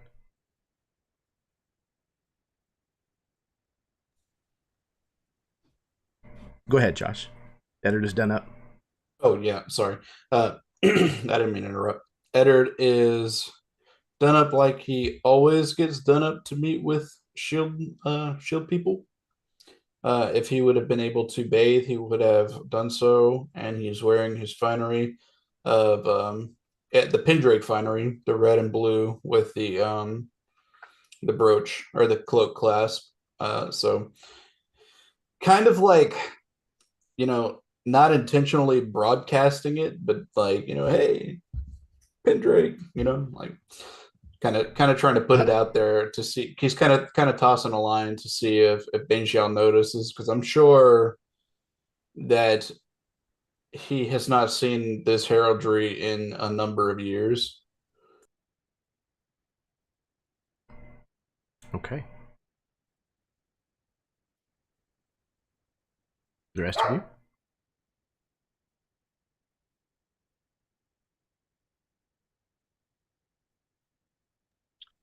Tord would have bathed, his hair combed, the kind of fringes of a beard shorn from his face. His hair is getting kind of long now, and so I think he would have had it pulled back and tied to keep it from kind of falling in his face. He's got, I want to say he would have had an opportunity to get some nicer clothes at some point, instead of Certainly. just the standard road traveling fare. It is a like a button down shirt. It's not super fancy, and it's probably not sized correctly, so he can't like button it all the way up. So it's kind of relaxed. He's wearing some, comfortable fitting trousers. He has some nice riding boots. He looks practical. If I remember correctly, Eddard had a similar cloak clasp made in Malrich for you, so that you may wear Definitely it. would be wearing Hey, my nice. my clasp. Probably with like a full cloak as well. Okay. Yeah, absolutely. And again, like I think I would be accompanying Eddard. okay, yeah, kind of in an official capacity kind of thing. Yes. Okay, sure. And again, like in Malrich, or not Malrich, in Warrenton, at the very least, there was, I mean, there was a lot of unattended stores and homes and things of that nature that you were pretty sure people were not going to ever come back to. So if you needed nicer clothes, at the very least, you could have secured them there. Like a nice leather belt, the various the accessories and stuff. So I'm not a complete fucking heathen. Okay. Can I refine my answer just a little bit? 'Cause Sure. I had absolutely. a chance to think now. So while she's in her like I said, or her normal elven warrior attire, one thing that is missing is the silver pin that would have been up by her left shoulder that was always kind of holding the outfit kind of closed. That silver pin has been removed. And in its place is just a normal, like just kind of very simple clasp holding it. That symbol would have been one of the ones that has been on her shield that we would have seen. That is distinctly missing. As well, her hair, normally she's just got it pulled back in kind of rough ponytail or something just to get it out of her face. She's taken the time, like I said, to braid it, to pull it back and actually make some sort of hairdo that will, I guess, enhance your face versus just pulling it out of my face, because that's what warriors do. She's taken time to look actually like a woman versus a fighter. Yeah, there's probably some kind of like traditional elven, style of braiding or something. Yeah, it's maybe probably got like silver like throughout Right. the braid. Yeah. it may be even like a specifically a Kirodel style or something. Yeah, absolutely. Ari's hair is dark, right? Like black. Yeah, it's very dark and her skin is very light. Yeah. So, Yeah, the Kirodel tend to be pale skinned, and then they either have black hair or like silvery white hair.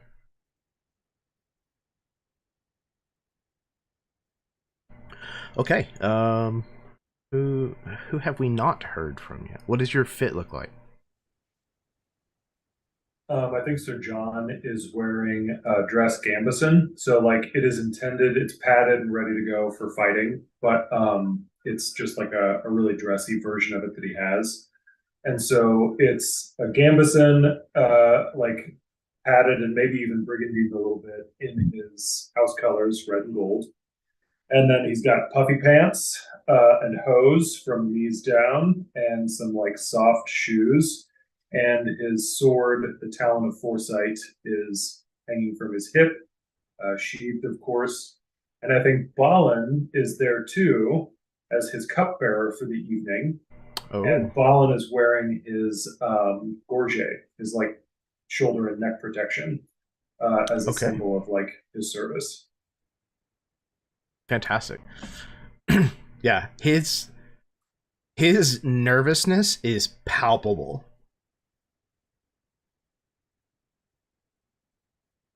That's fine. I'm barely paying attention to him. Oh, we know.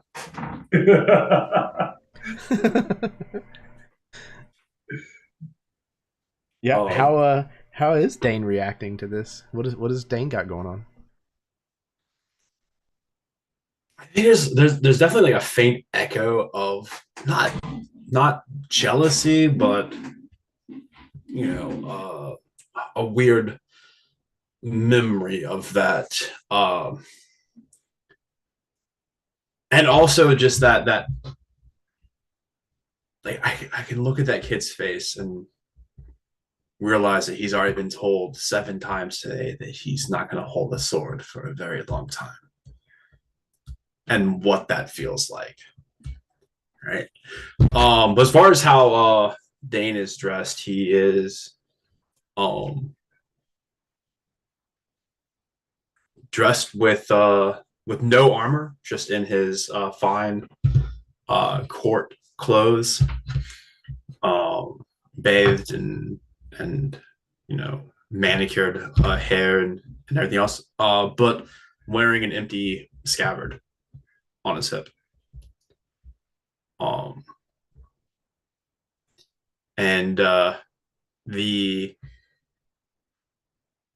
sleeves have been pushed back to the midway on the forearms, so that there is part of that rusted, not rustic, but rusted nature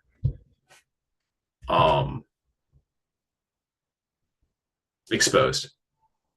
And I think Dane would 100% notice Ari. I mean, even just based off of like the D10 relationship die. Plus, like, between him not wanting her to leave, which is obviously like his like imagination is pushed into that, right? And then his like childish resentment for, you have a secret you're not telling me. Like, he's like scrutinizing her. So yeah, definitely.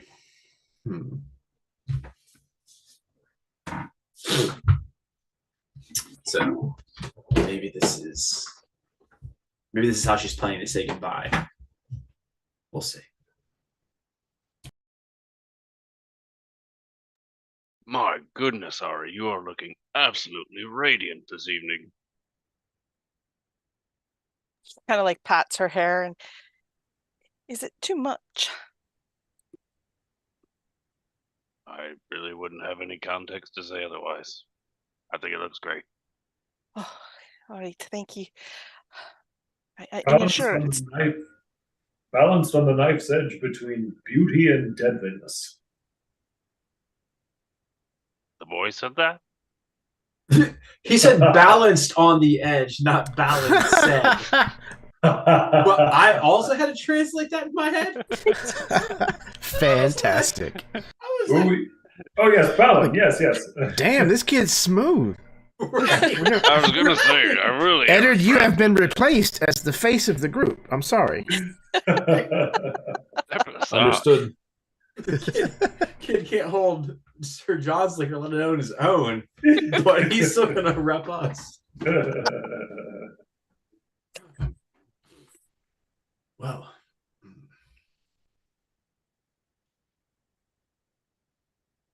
and I look at Balin and I walk over to him and I hand him a small piece of parchment. And on this piece of parchment, held in those tiny trembling hands, is Sir John Lightenor of the Shieldhouse Lightenor and Company. And I just lean down and I say, "You're just going to say that when you walk in front of him, as loud and proud as you can, or there's more barrels." You mean tonight? And I just nod grimly. Oh, okay. I think I could do that.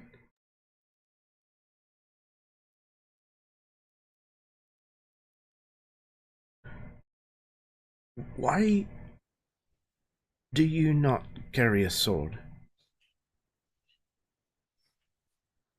I mean, it looks like you have a sword, or at least the scabbard that the sword is supposed to go into. But So I kneel down next to him and I reach out and I cup the side of his face in a way that like a grandmother would. Because, child, we made a promise a long time ago and swore an oath that I wouldn't be brought into these halls. And then I look at him. But remember, loud and proud, or more barrels. right, loud and proud. And if Eder doesn't beat me to it, I will actually offer my arm to Ari to walk her into the room. Yeah, absolutely.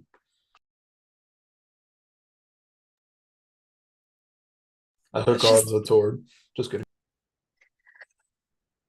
She's a little surprised, but she takes she allows that to happen.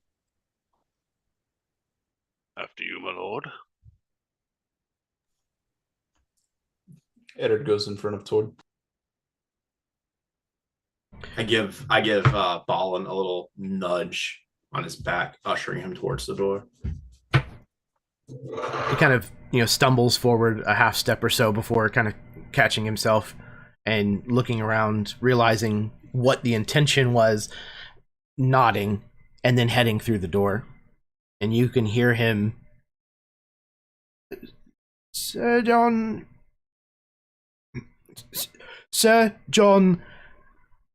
Lightenor of the house of the Shield House Lightenor and company. And company, he says again, louder. Great job.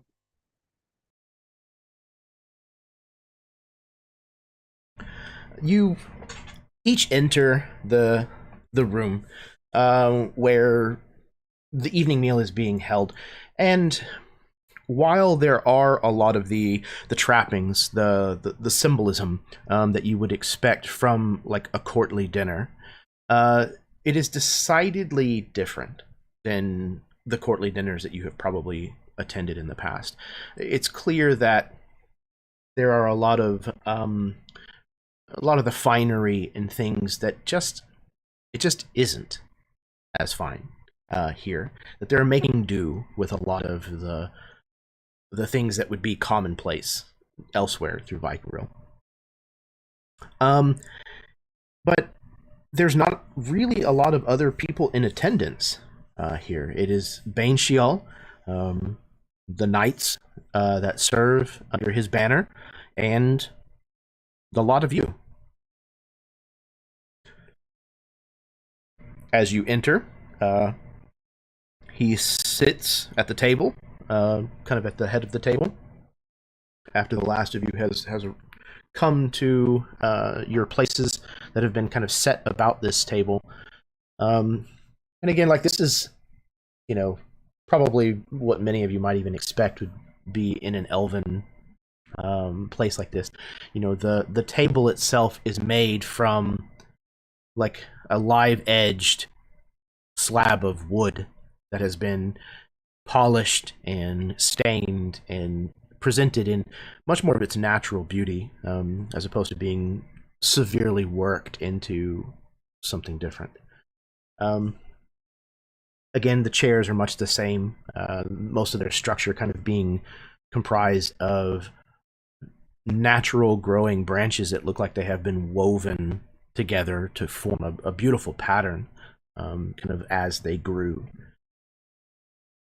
The food that is spread out before you is served on mostly earthenware, but it's beautiful in its simplicity. It highlights the natural features of the different colors of clay, and the different variations are embraced as opposed to being seen as imperfections. But these earthenware dishes are filled with a variety of different berries, mushrooms, greens. All of them smell delicious. More than one of you might be a little embarrassed to see that there is, in fact, a tray in the middle of the table that is filled with roasted pheasants.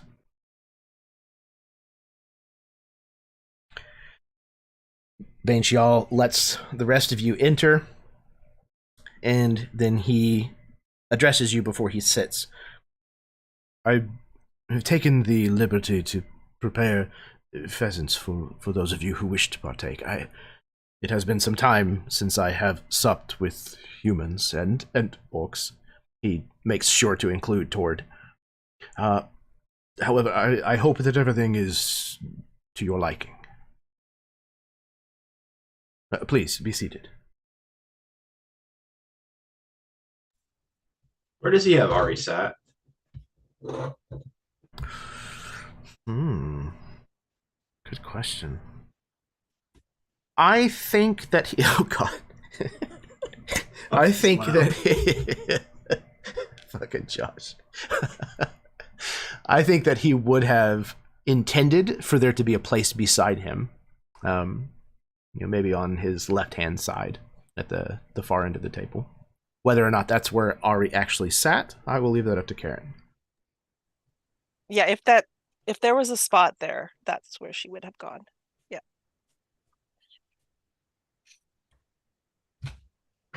Well, that's where you are deposited.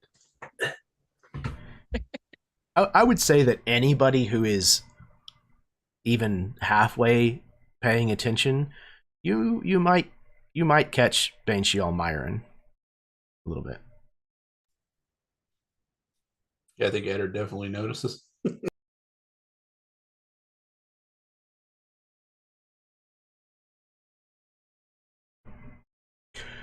So, you're all a long way from home, one way or another. He kind of smiles at Ari. I know that it is not quite as well appointed as many of the courts south of Ginden's Wall, but I certainly hope that it is that you feel at home here. It is substantial and more, my lord. We certainly appreciate the generosity of the pheasants. That was quite something. Yes, there are many here who are hunters and gatherers. I felt that it was doing two good services. For one, providing the meat that I know many of you prefer to eat, but also paying them a fair wage for their services. Indeed, indeed. Oh, and I did want to thank you on behalf of the Barony of Warrington for accepting in the refugees of the plague. That was awfully kind of you. Of course, the Bloodmouth Plague it was a tragedy. I'm happy to hear that it will likely no longer be an issue, but I am afraid that its effects will be felt for some time yet. Obviously, the people of Warrington are more than capable, more than able to stay, as long as they may need here. I'm glad for it, honestly. They are proud people, and they shall serve you well, should you allow them. Well, I am not a lord who needs much in the way of service, but I do enjoy the thought of giving them a place to live and a way to survive, I hope. You are of House What did you say it was again? I cannot seem to remember. Pendrake. House Pendrake. Pendrake. It's very familiar. It's almost as if it's right at the forefront of my mind, but I cannot quite grasp it. It seems familiar. The visage of the claw clutching the gem also is hauntingly familiar, but I can't quite put my finger on it. He goes to his belt and pulls the dagger Garfrin and places it on the table, and he slides it over to Benchio. He picks it up and kind of turns it over in his hands, one hand kind of holding the tip of the blade, the other kind of, part of the handle, so that he can kind of rotate it as he inspects it. It was an exquisitely crafted dagger. Legends say that of noble blood cannot be harmed by this weapon, and I have tried more than a few times. To no avail. Interesting. Again, it is very familiar, but I cannot. And apologies. The house you said you were with again. Pendrake. You served Mathuran, so certainly you should know of Garfrin Pendrake. Garfrin Pendrake. No, I don't believe that it rings any bells. Hey, Jeremy. I would like to yeah, sorry, No, Dave, but Ari's something is wrong. Something is off. And right. Okay. Yeah. I'm on the same wavelength. Okay. Yeah. So I'd like to use my magical and connection to my patron who would know this to see if is that a name that he should know, is there like a mental magical block there is my angle on it. Okay. And Karen, what did you? That's exactly it too. Like I have Same. the ability, like I've got this mental fortitude, so I know when I need to put up walls to block somebody's messing with your mind, and I'm wondering if this has happened to him where somebody has messed with his mind. If it's something that can be read on the face, Eddard would probably notice too. He is a well-trained liar. Okay. So let's see how to do this. Okay, so instead of it being like a gang up action or whatever it is that the game actually calls it, I think we'll just have the three of you each build a dice pool based around whatever talents it is that you think you're drawing from that makes sense. Again, make sure that you pick at least a distinction of value in a roll. And then we'll get those rolls and see what plays out.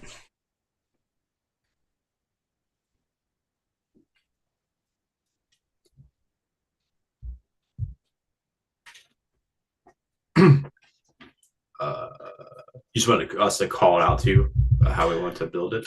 Yeah, or if you want to walk us through what your choices are. All right, perfect. So, my distinction is going to be a young man with an ancient soul. My value for this is going to be compassion, on the idea that I can see the pain in Eddard's face of that recognition not being there, as well as that relationship that is forged between, brothers in arms that would have existed between Baneshield and Garfin. My role would like to use Witch and my specialty Magic of the Old Water. Nice. Okay. Excellent. All right. So go ahead and roll that up. Let me know if you roll any ones. And then you'll choose 2 to form your total and a 3rd to be your effect die.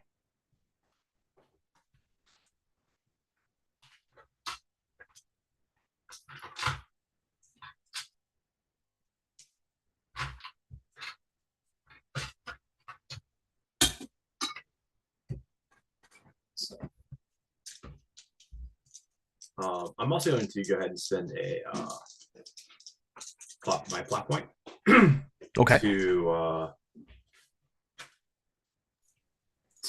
push the Camagel ability to bolster my witch die when it is inside me. This will be my first use of that ability. Ooh, okay. In my existence. And that increases, it steps up your die? Steps up my witch die, yeah. Okay. Very cool.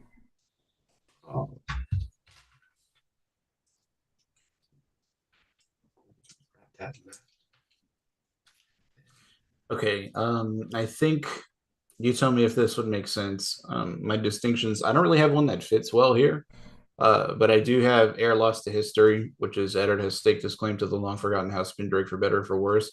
I think that works. Fits here? Yeah, I think absolutely. Great. Certainly would be relevant. I think I'm going to use the value of wisdom. And for my role, I would pick Sage. And I also have a specialty called Font of History. Because he worked in a library, he's very familiar with all of these people from like years yore. You know, he knows that this guy should know this guy for sure. Okay. Yeah. The one caveat that I will go ahead and put on that is that you have never found a written account of Garfrin Pendrake. That's true. Okay, maybe I just write. I will just roll with Sage then. If yeah, that makes sense. Okay, cool. I'm not gonna roll with the Font of History. So let's see. So it's just those 3 die, and let you know if we get any ones. Yep. Okay. So for mine, I'm going to use my distinction of private and guarded because Ari has been, she's very good at hiding what she feels and thinks constantly. So she's able to read that in other people as well. So I'm going to use that distinction. I'm going to use my compassion, which I believe like all things deserve to live their lives. And if somebody's messing with that right now, that's where she's going with that. I have a relationship with Benchiel at this moment. So we'll call on that one. And my roles. I forgot roles. I'm going to use the role of thief because I'm thinking like reading people as part of that. Okay, yeah, I can see that. And then I'm going to use my ability of the mental fortitude, the knowing if somebody's playing with if somebody's done something to his memory, his mind. Okay. All right, so yeah, go ahead and roll it up. Let me know if you got any ones. It sounds like, Josh, you managed to get no ones, which is awesome. Dane also no ones. Okay, cool. Also no ones. Also no ones. Okay, fantastic. Eddard got a 15. Dane got a 22. Effect, I have a D10, D12. Go ahead, I'm sorry. No, I got a 9 with effect die of 8. Okay. So Ari does not notice anything. I mean, so you understand that there is something strange going on. Again, he asked the name of this house twice within the span of as many minutes. So at the very least, there's something a little odd going on there, but I don't think that Ari is necessarily picking up on making any kind of connection there. Eddard, you would understand that he does not appear to be lying. He genuinely doesn't seem to recall any information. He seems maybe a little frustrated that he can't. But he's not dwelling on the fact that he can't overly much. Dane, you are absolutely certain that just based on the interactions that you've had before, actually, I'll do you one better. You have a suspicion that something is weird here, and that it's not just simple senility, that is causing this. It is the voice of Camagel, however, that says there is no way that he could have forgotten our friend Pendrake. So I'd like to attempt something here. So Dan will slide back from his chair while while Banshell's over there studying this dagger. And I walk to this point just barely inside his peripheral vision on the right-hand side of him, a place that Mathuran stood a lot when he would encounter Banshell studying, reading books out under one of the trees, knowing that Banshell was an elf that was capable of being so lost in thought to be surprised, which is not common amongst his people. But that point that he could approach him and stand just inside the peripheral, just enough to let his friend know that he was there without having to force him to admit that he didn't know he was there. And then I'm going to lay my hand on his shoulder.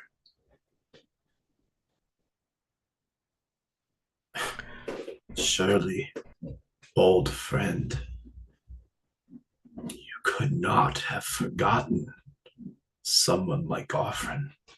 The way that you and he and Mathuran rode out the battles that you had, the drinks that you shared,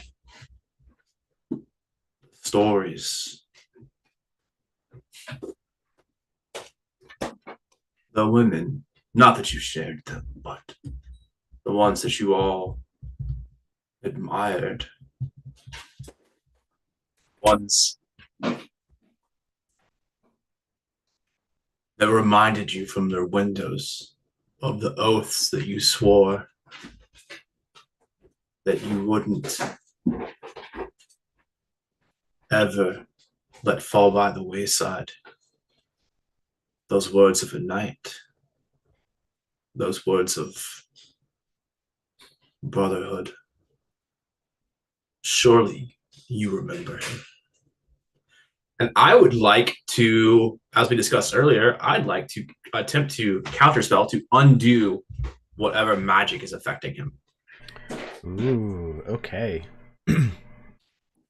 Interesting. All right, so build your dice pool based around that, and I will build an opposed dice pool.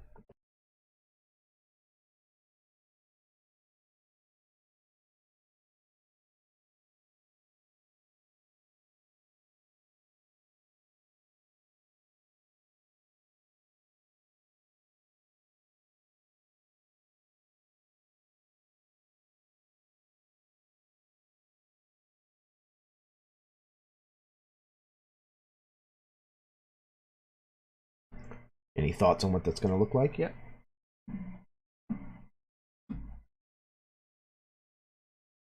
Don't rush me. No.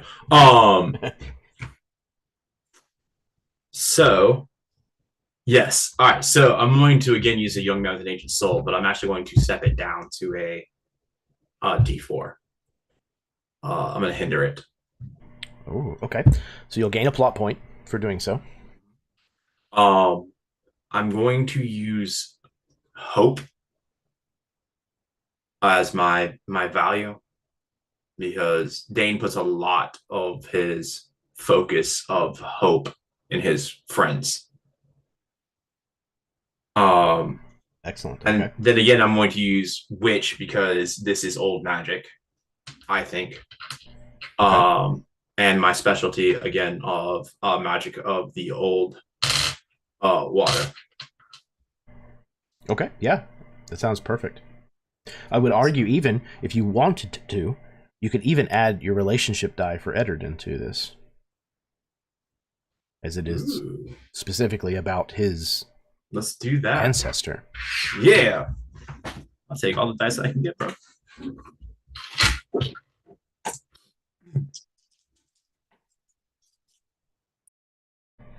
All right.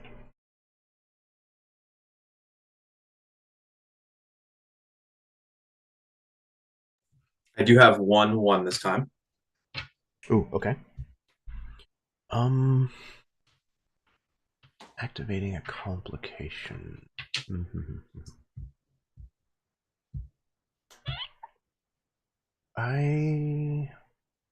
Ooh. Okay. I will go ahead and activate that as a complication, so you can take another plot point. This complication will be a d6. And this is going to be, what would I call that? Sword of Two Minds. There's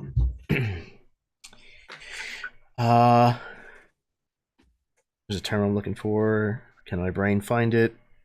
Probably not.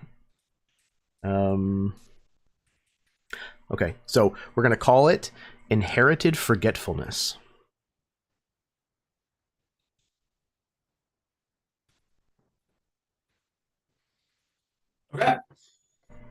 Okay. So then what you got? Your total and your effect die. My total is going to be a 19.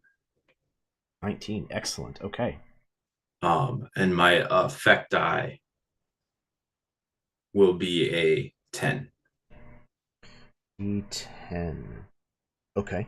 Yeah. Excellent. So I didn't have enough plot points to be able to bump my. Oh no, it's the same scene, right? For what? So I used the plot point earlier to bump my witch die to a D12, which lasts for this scene. So we're in the same. So give me just 1 second here, sir. So let's see if we want to change that out. Ooh. All right. Meta talk here real fast. And sort of everybody. Generally speaking, better to have a higher effect die or a higher total for something like this, right? Honestly, just depends. Sorry, go ahead, Karen. I was gonna say effect. Like if you think your number without the D12 is going to succeed, then using your D12 as the effect die is probably better, because that means you'll have a greater effect if you succeed. Right. Correct. But if you don't think your total would have, then yeah. That's okay. Then we'll still roll some. So roll. It's gonna be a 19 again, but with a D12 effect instead. Okay. 19 with a effect die of 12. All right. So you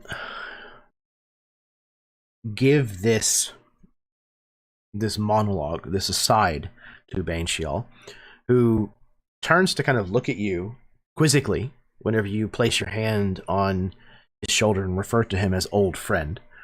At first, you can see almost what looks like borderline indignation. And then after a moment, there's kind of this almost like the expression melts away. You can watch it kind of like drain through his face as he changes expressions into one of kind of recognition with more than a little bit of a hint of confusion.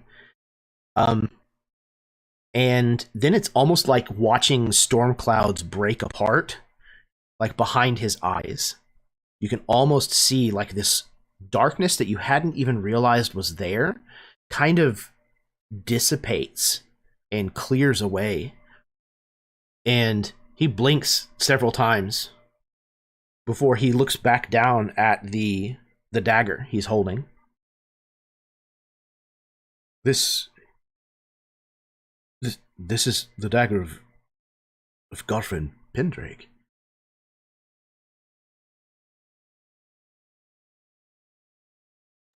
Eddard actually pulls out Aelwyn and sets it on the table as well. This... How did you come by these effects? One has been traveling with me for many summers since I was a boy. It belonged to my grandfather. And the other was given to me by the Duchess Criminac.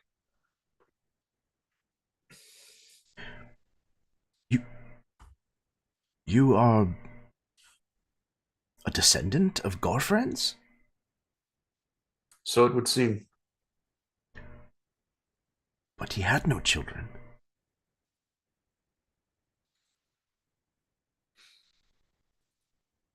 I'm trying to connect the dots in whatever way I can, but as you see, it has not been easy. It's the strangest sensation. Almost as if, having wakened from a dream, memories of my days fighting beside and riding beside Gorfran are flooding back to me. Do you remember Apologies. Aelwyn? Shortly. Queen, Aelwyn, yes, of course. Well, I do believe there was some sort of infidelity. Garfrin and Aelwyn, and he kind of nods. They betrayed Mathuran. No, impossible. I wish I had the quote handy. Let me look at it. I gotta find it. The love they had for one another. Godfrey and Mathuran and Aelwyn. No, such a thing is not. It's just simply not possible.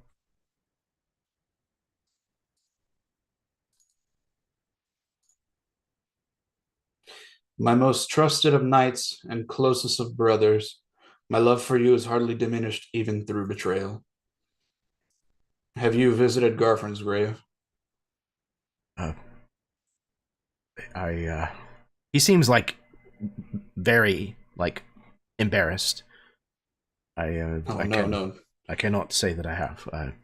It was not until this moment that I could fully recall that Garfran even existed. He seems very disturbed by this.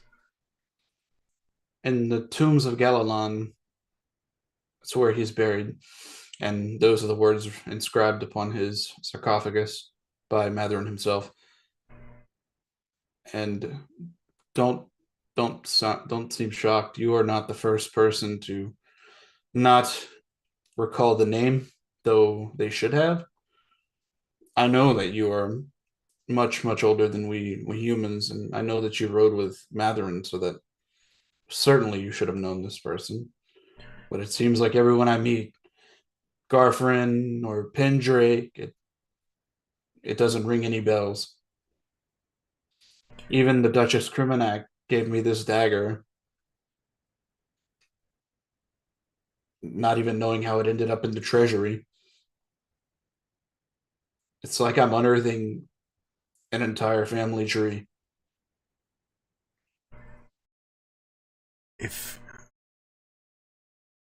How is it possible that I could have forgotten for so long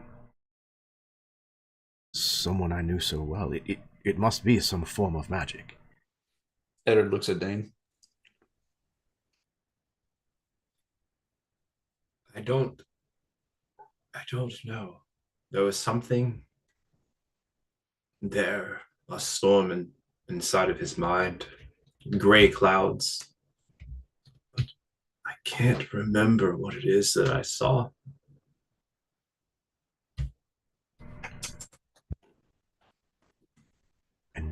And why? If someone were to cast a spell that was to affect an entire kingdom of people, why choose to make them forget about someone like Garfran Pendrake? Even Mathuran himself, through the betrayal, would have never forgotten him. I am here to tell you that Garfran Pendrake was the best of us. Those words, and he points to the stone plaque on the wall. Those words were embodied wholly by Garfran Pendrake. Sir John raises his glass. Hear, hear. Banchiel will toast with you. So, you are correct. To have an entire kingdom forget the name Pendrake would have been quite a feat indeed. Impossible without magic.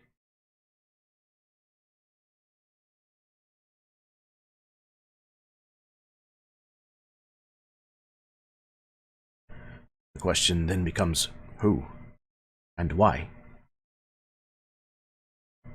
What did they stand to gain by having an entire kingdom forget such a man?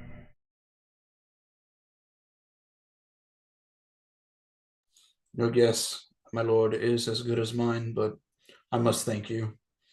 You have given me many answers tonight. No. He hands the dagger back to you. It is I who must thank you, for it appears, and he kind of looks to Dane, that it is you who has given me something.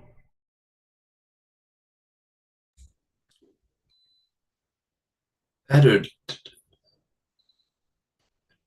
could it have been...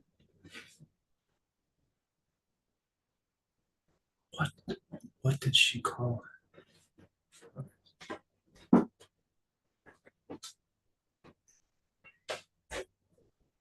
The great adversary is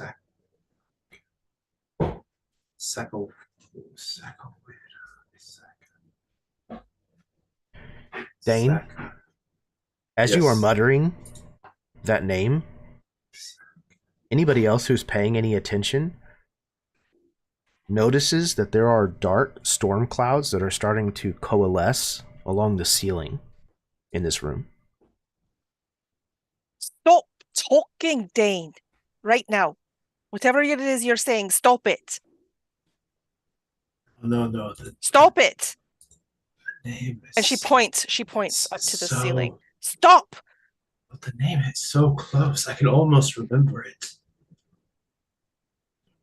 I think at this she's going to stand up really quickly. Her chair would probably clatter, and she's reaching, going around Benchall to Dane, and she is putting her hand, or going to try to put her hand over Dane's mouth. Get back, you trollop!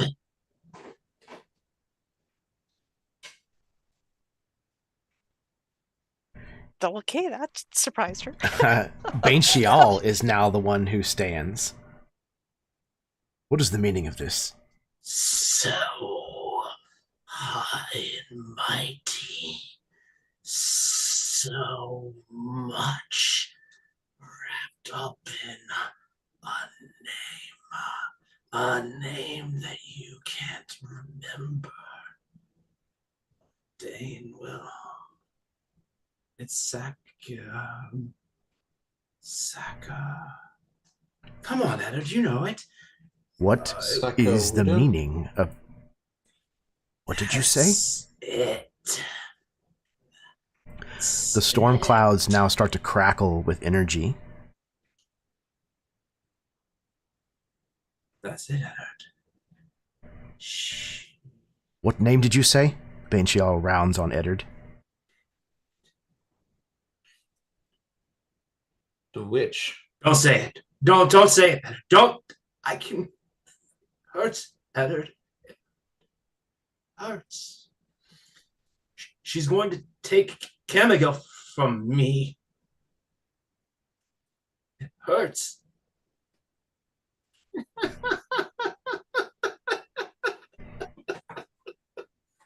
Someone put an end to this. Stop him. Silence him, now. Hard.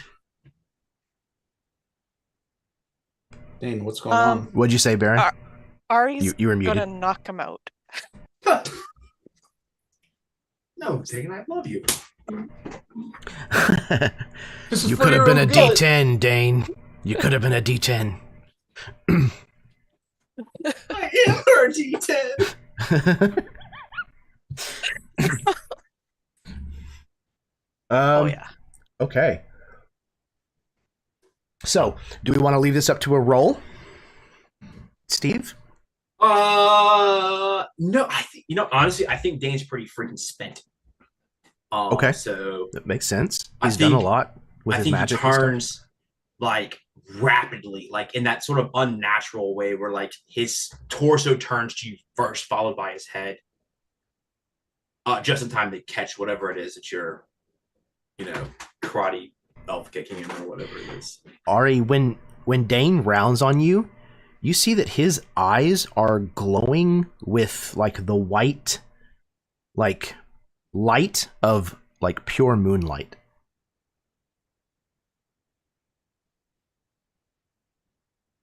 Okay.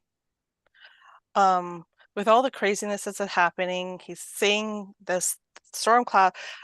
Ari's freaked. She definitely is just going to like reach out, and she does like almost this chop that turns into a grip that squeezes, and my and if you want me to, I'll use a plot point. But I'm going to basically stun him. I'm knocking him out. He cannot move, speak, or act. Okay. So as you grab me, I do think the last words that come out of Dane's mouth, as he looks at you, those white eyes. No matter what you do, you'll never have a home again.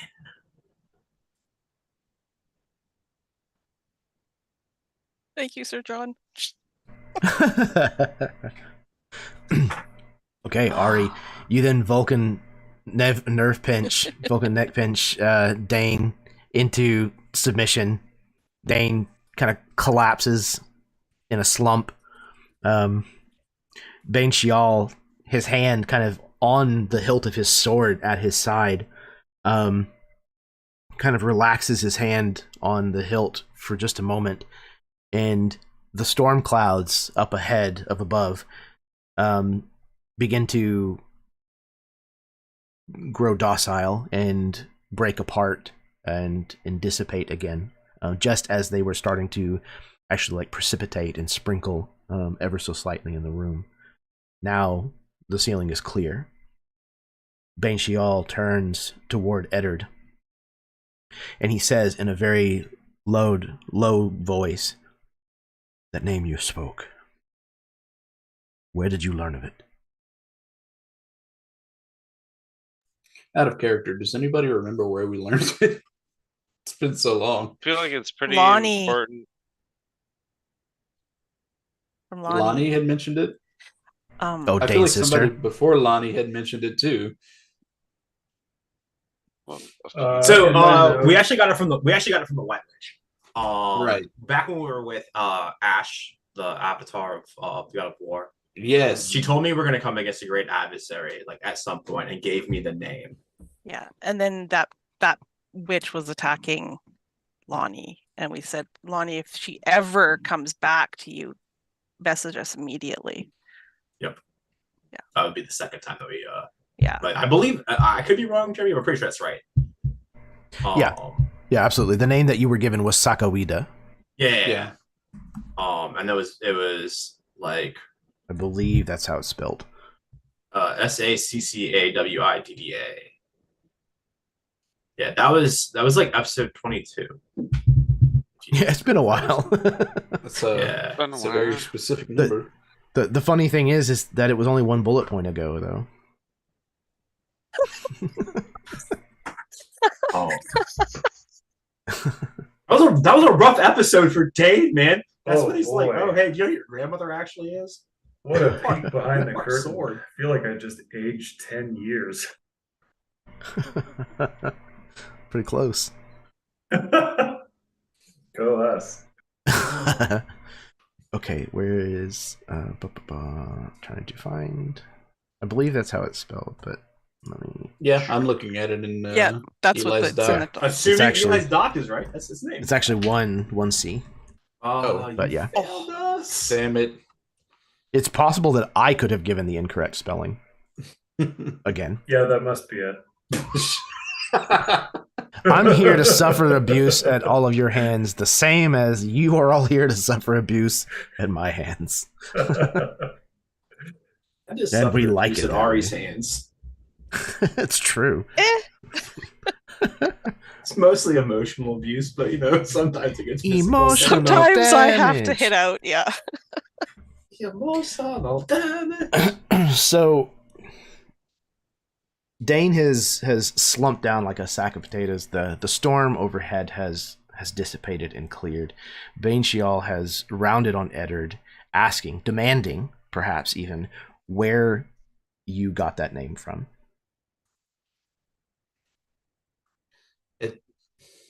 I don't know. I can't recall when it was first spoken to me, but only in whispers. Who or what is that? What is it? Why would that name? She is an ancient fae. Perhaps the oldest that I've ever heard of. Long has she been on this plane of existence, and her time separated from her natural existence, her natural home, has twisted her. Everything that your kind fears about the old ways, about what they call black magic,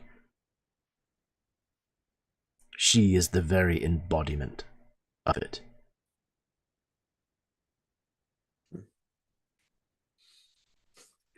It certainly sounds like a being capable of putting a blanket magical spell over an entire kingdom. He nods, kind of in affirmation. If there were anyone that I could say with confidence that could do such a thing, it would be her. But again, why? For what purpose?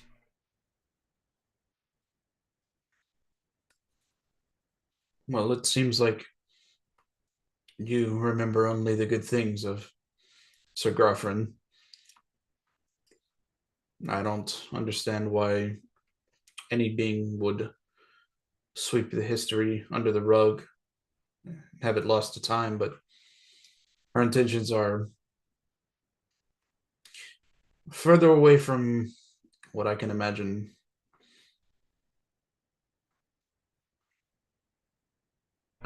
And she is involved somehow in your trials?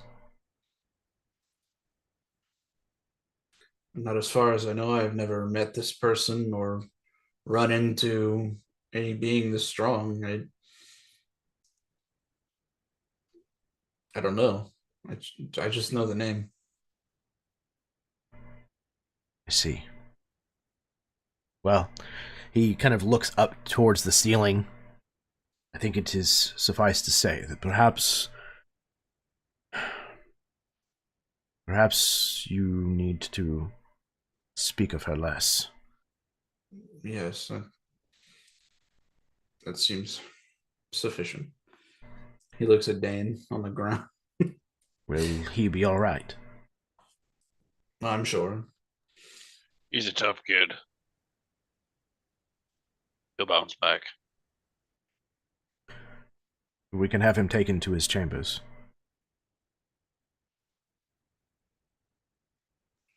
I shall accompany him. Very well. So you're able to carry Dane off to the portion of the apartments that have kind of been set aside for him since you've been staying here. He's, laid into bed with basically whatever he's wearing. His belt and his boots are probably removed, but that's about it. What does the rest of the evening look like? Dinner is, at this point, pretty much done. It's definitely the mood has been changed, shattered. So what are the rest of you kind of getting up to for the remainder of it? I wrap one of the pheasants in some cloth for Dane to eat later. Because she's going to be excellent. Before I leave the hall with Dane, I make a quick apology to Hadadon and say that we'll have to delay the sparring match. He nods, understandably. Of course.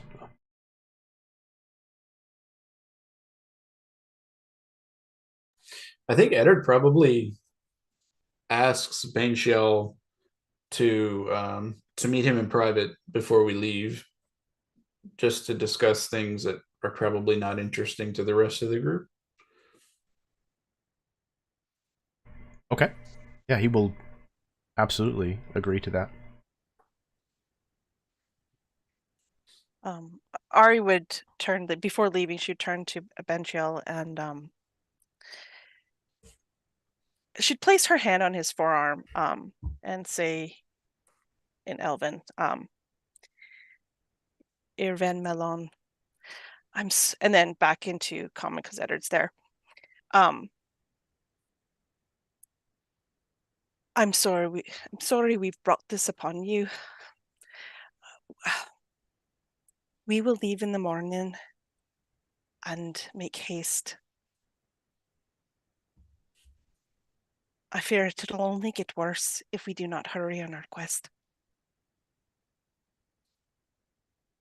He nods, kind of taking, again, your hand on his forearm, placing the hand of his other arm kind of upon yours. If your paths do cross with this witch,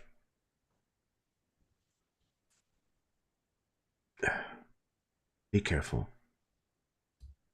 If you must flee, then I beg of you, please do so.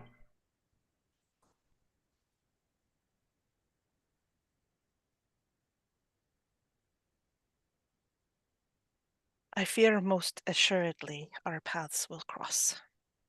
They've done so already. They'll do so again. But I will come back.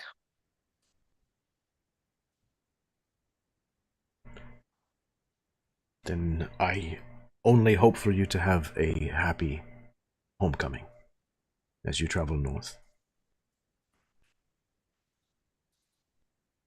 I think her smile just kind of maybe fades right at that.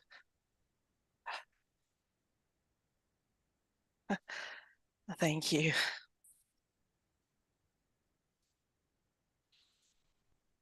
I do not put any hope in that, but thank you. Well, just as I said of those you travel with, at least give them a chance. Of course. And then she'll just kind of nod to Eddard and turn and leave, letting him have his conversation. Yeah, he gives you a smile and a nod. And Tord, he's not like looking to you to leave or anything, so you're more than welcome to stay here if you want. But I think most people are leaving. I don't think I would. Okay. Probably assist Sir John with Dane. Okay. I just had this incredibly adorable image of Dane lying in his bed and Sir John and Tord like worrying like mother hens over him, like sitting nearby, like One switching holding out. one hand, the other holding the Dabbing him other. with a wet sponge. Switching out of the one chair that they can sit on in the room at a time. You know, Tord's like, where did this scar come from? I don't remember him ever getting hurt here. Give me the ointment. Oh, don't you remember that was from that time he skinned his knee against the beast in the wood? Oh, I remembered well. He cried. They grow up so fast, don't they? Really, right before your eyes. Absolutely amazing. Okay. So that means Eddard is left standing with Bainchial, as he turns to you, and after it's obvious that you need to speak with him and no one else is left, he will say, would you walk with me, Lord Pendrake? Of course. And he'll kind of lead you through the halls of the keep, not really like showing anything off necessarily, but just strolling while talking. So we see, various places that are open to the air outside, the moonlight coming down, the starlight from above. It's a very, what you would expect, a quaint elven keep, that is kind of like it's like elven architects took like a stab at human building techniques. They took everything that humans do in building these kinds of structures and put a little poetry on it. So he's walking with you side by side, and he is silent for a long moment. Eddard kind of, just walks along and takes in the view. And he mentions, all of this, Pendrake, Garfin, I've had to put it all together by hand. But it's very refreshing to know someone who has known him. Would you mind? What was he like? He kind of takes a deep breath, and he says, well, let me begin by saying that I can only imagine how difficult it must be not knowing where you came from for so long.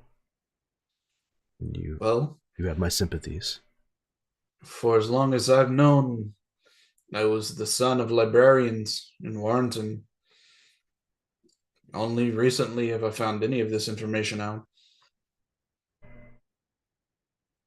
Well, I hope, as much as it may have been an upheaval to your understanding, that eventually you come to terms with it and it becomes a blessing. Well, if you've seen, I've already knighted my first knight. I'm trying to do right by the name. I'd say so. It seems the path that you are on is a noble one. So, regardless of the stature of your birth, I would say that you came by your nobility honestly. So, you wish to know of Garfin? I do. As I said, he was as every bit as the witch is an embodiment of the dark side of magic. Garfin was the embodiment of what Vykaril could have been. What it once was, he corrects himself. He was honest. He was brave. Very skilled at swordplay. He was popular at court. I can't think of a single person who had a negative thing to say about him. There were many humans who found this to be more than a little annoying at times. But he was a good man.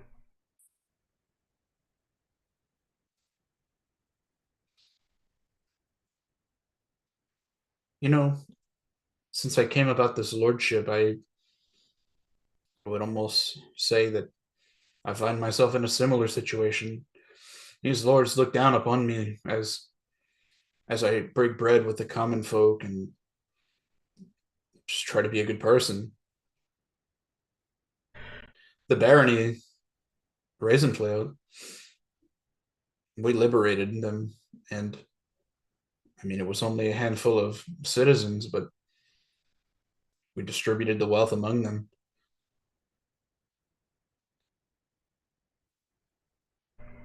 Well, there are certainly not many who rule in Vykaril who would have done the same, given your position. Perhaps that is what sets you apart from the others. I only do what I feel I was set out to do. Oh, That before I is- forget, he actually pulls his cloak back and he unsheathes Iphaladar, and he looks at Benchio. I think this may belong to, well, anybody other than me. I came across this blade, and Ari, she told me that it is of elven heritage, so I feel it's only right to return it back to you. For the second time in an evening, he takes a weapon from you and turns it over in his hands, kind of looking at it, and nods. It certainly is of elven make. There's no question of that. Also, a fine weapon. Are you certain that you wish to depart with it? Well, it was given to me by a good friend, and I would like to extend it to you as an offering, an alliance of sorts. He nods. Then it will be taken in the spirit in which it was given. He'll extend his hand towards you. Yeah, he clasps his hand up on the forearm. May the Duchy of Umberwood and the Barony of Raisinfleet forever see eye to eye. He nods with a smile. Here, here. I think that's about all. Yeah, for that I think he scene. clasps you on the shoulder and he says, "So, are you also a fan of whiskey? Like your ancestor Garfran?" He kind of Yeah, you walks just off with you. You see him pull the bottle out of his bag. Uh-huh. And yeah, we see the two of them kind of walk off deeper into the keep. Okay. So unless anybody has any other business that they want to attend to here at the keep, I think we're going to go ahead and call it here for the evening. And we'll start next time with Dane's reawakening and the departure from the keep.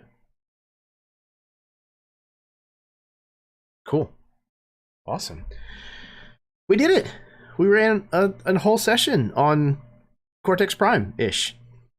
For those of you who tuned in this evening, thank you so very much for sticking with us through the technical difficulties in the beginning, as well as us stumbling our way through a new system. It is very, very appreciated. It's awesome to see that there are people who are enjoying this game and tuning in and watching along. So thank you. If you want to do all the stuff that YouTube likes, hit the like button, subscribe, share the link around, do all that kind of stuff. We'll certainly be back at some point, probably about a month or so, to do the next session of Beneath the Banner Shadow here. But before we call it a night, I am going to go ahead and pass things over to my players so that they can give any kind of parting shots that they want. Yeah, then we'll call it a night. So we'll go ahead and we'll start in reverse order with Josh. So, I was Josh. I was Lord Edward Bendrick. Great game. I want to echo something that I told in the group chat a while back when we first discussed, moving systems. And I told all of my friends here that this game would be this game regardless what system it was on, and this night certainly proved it. So excellent session, everybody, and it was a true pleasure. I look forward to I actually quite enjoyed the new system too. So I look forward to seeing how it kind of pans out.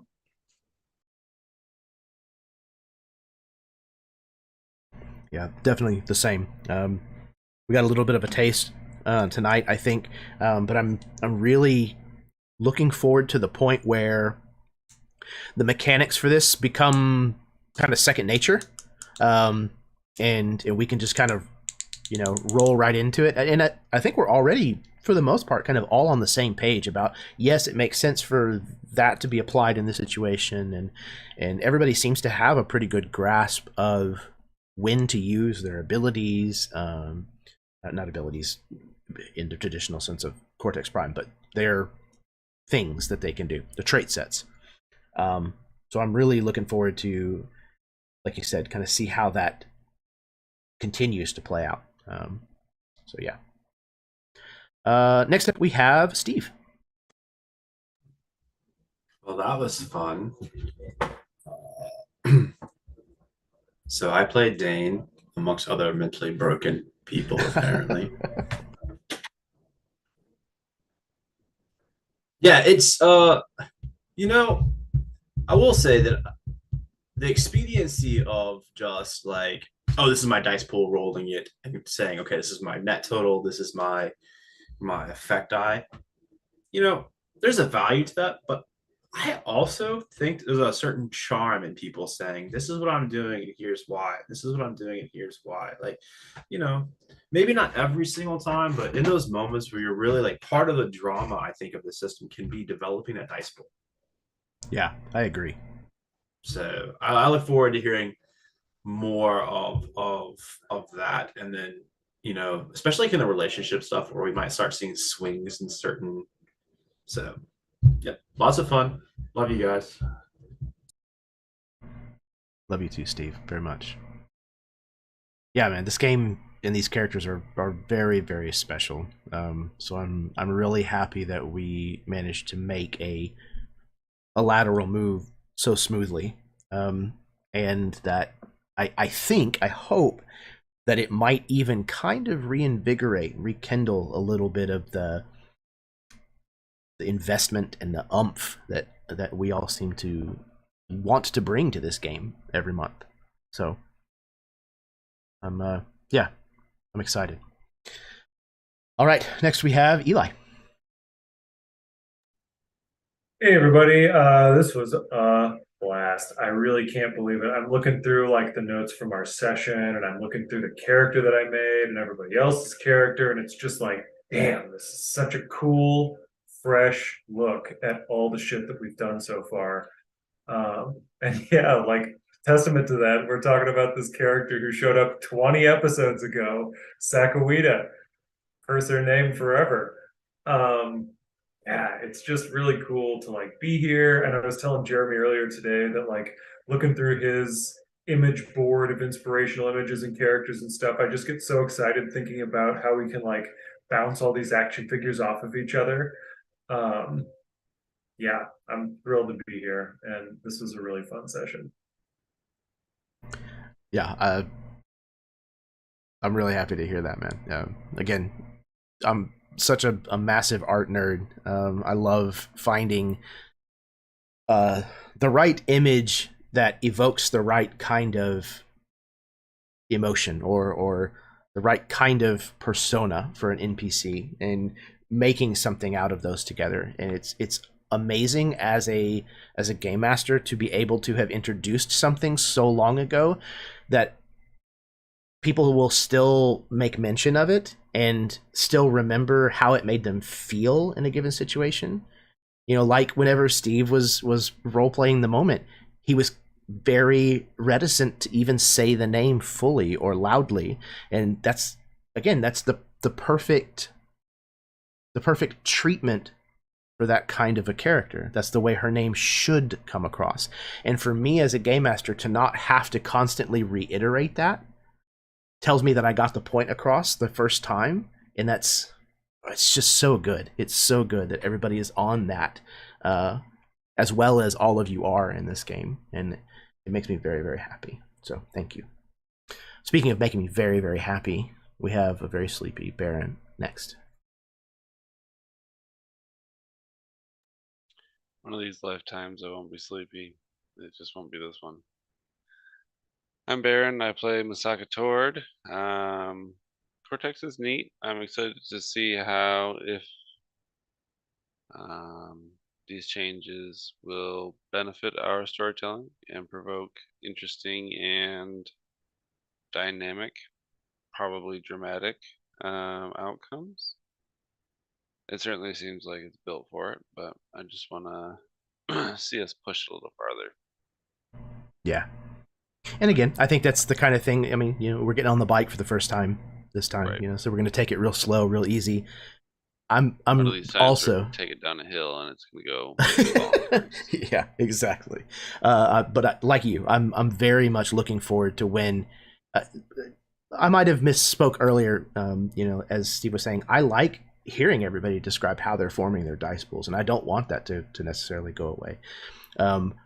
But I'm looking forward to when we are all comfortable enough that we start really pushing the system, really kind of looking at something and saying, yeah, this is my highest die type, but this is the right roll to make here.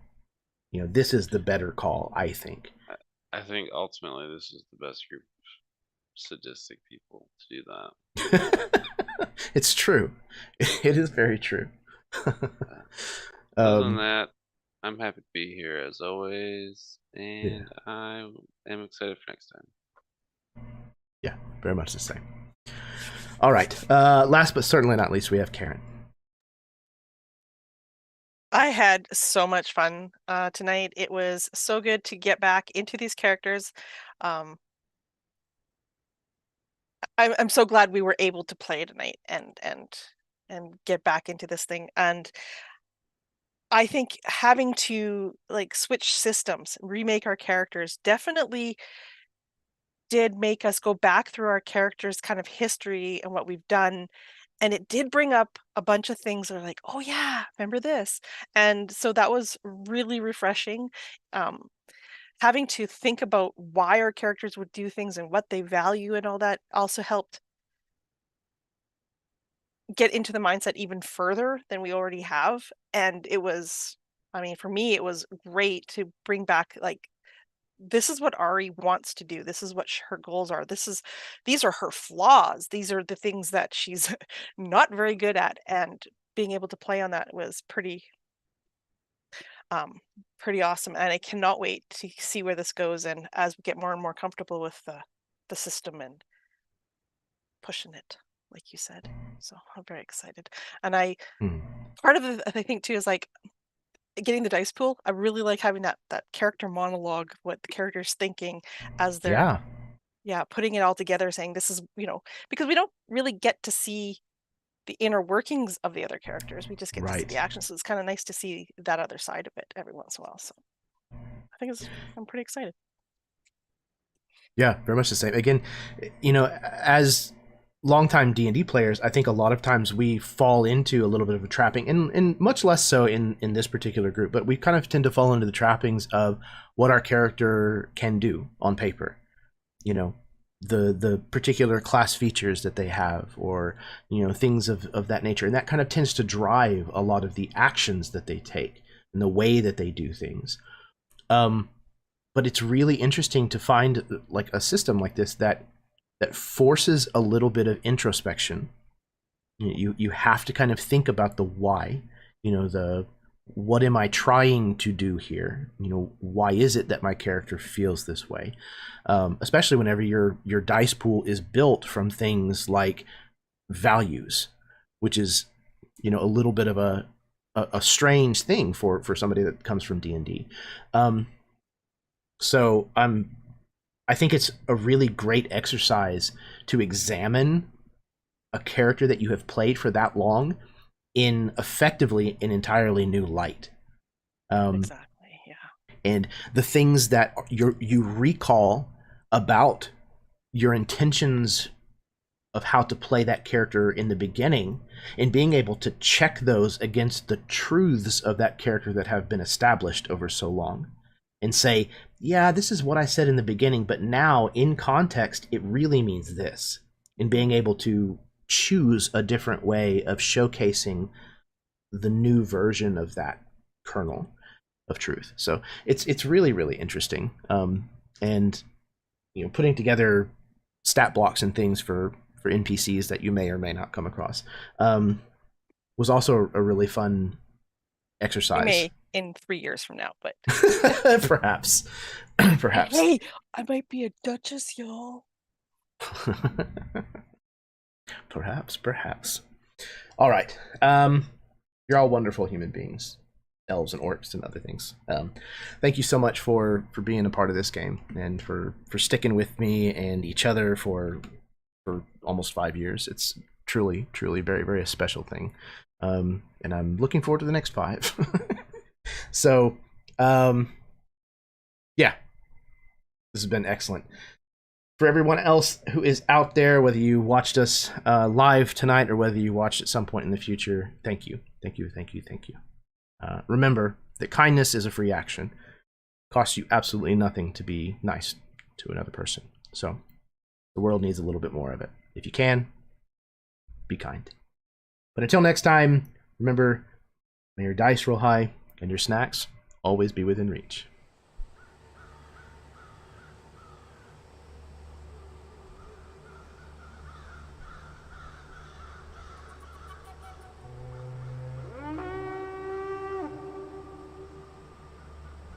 Teeth.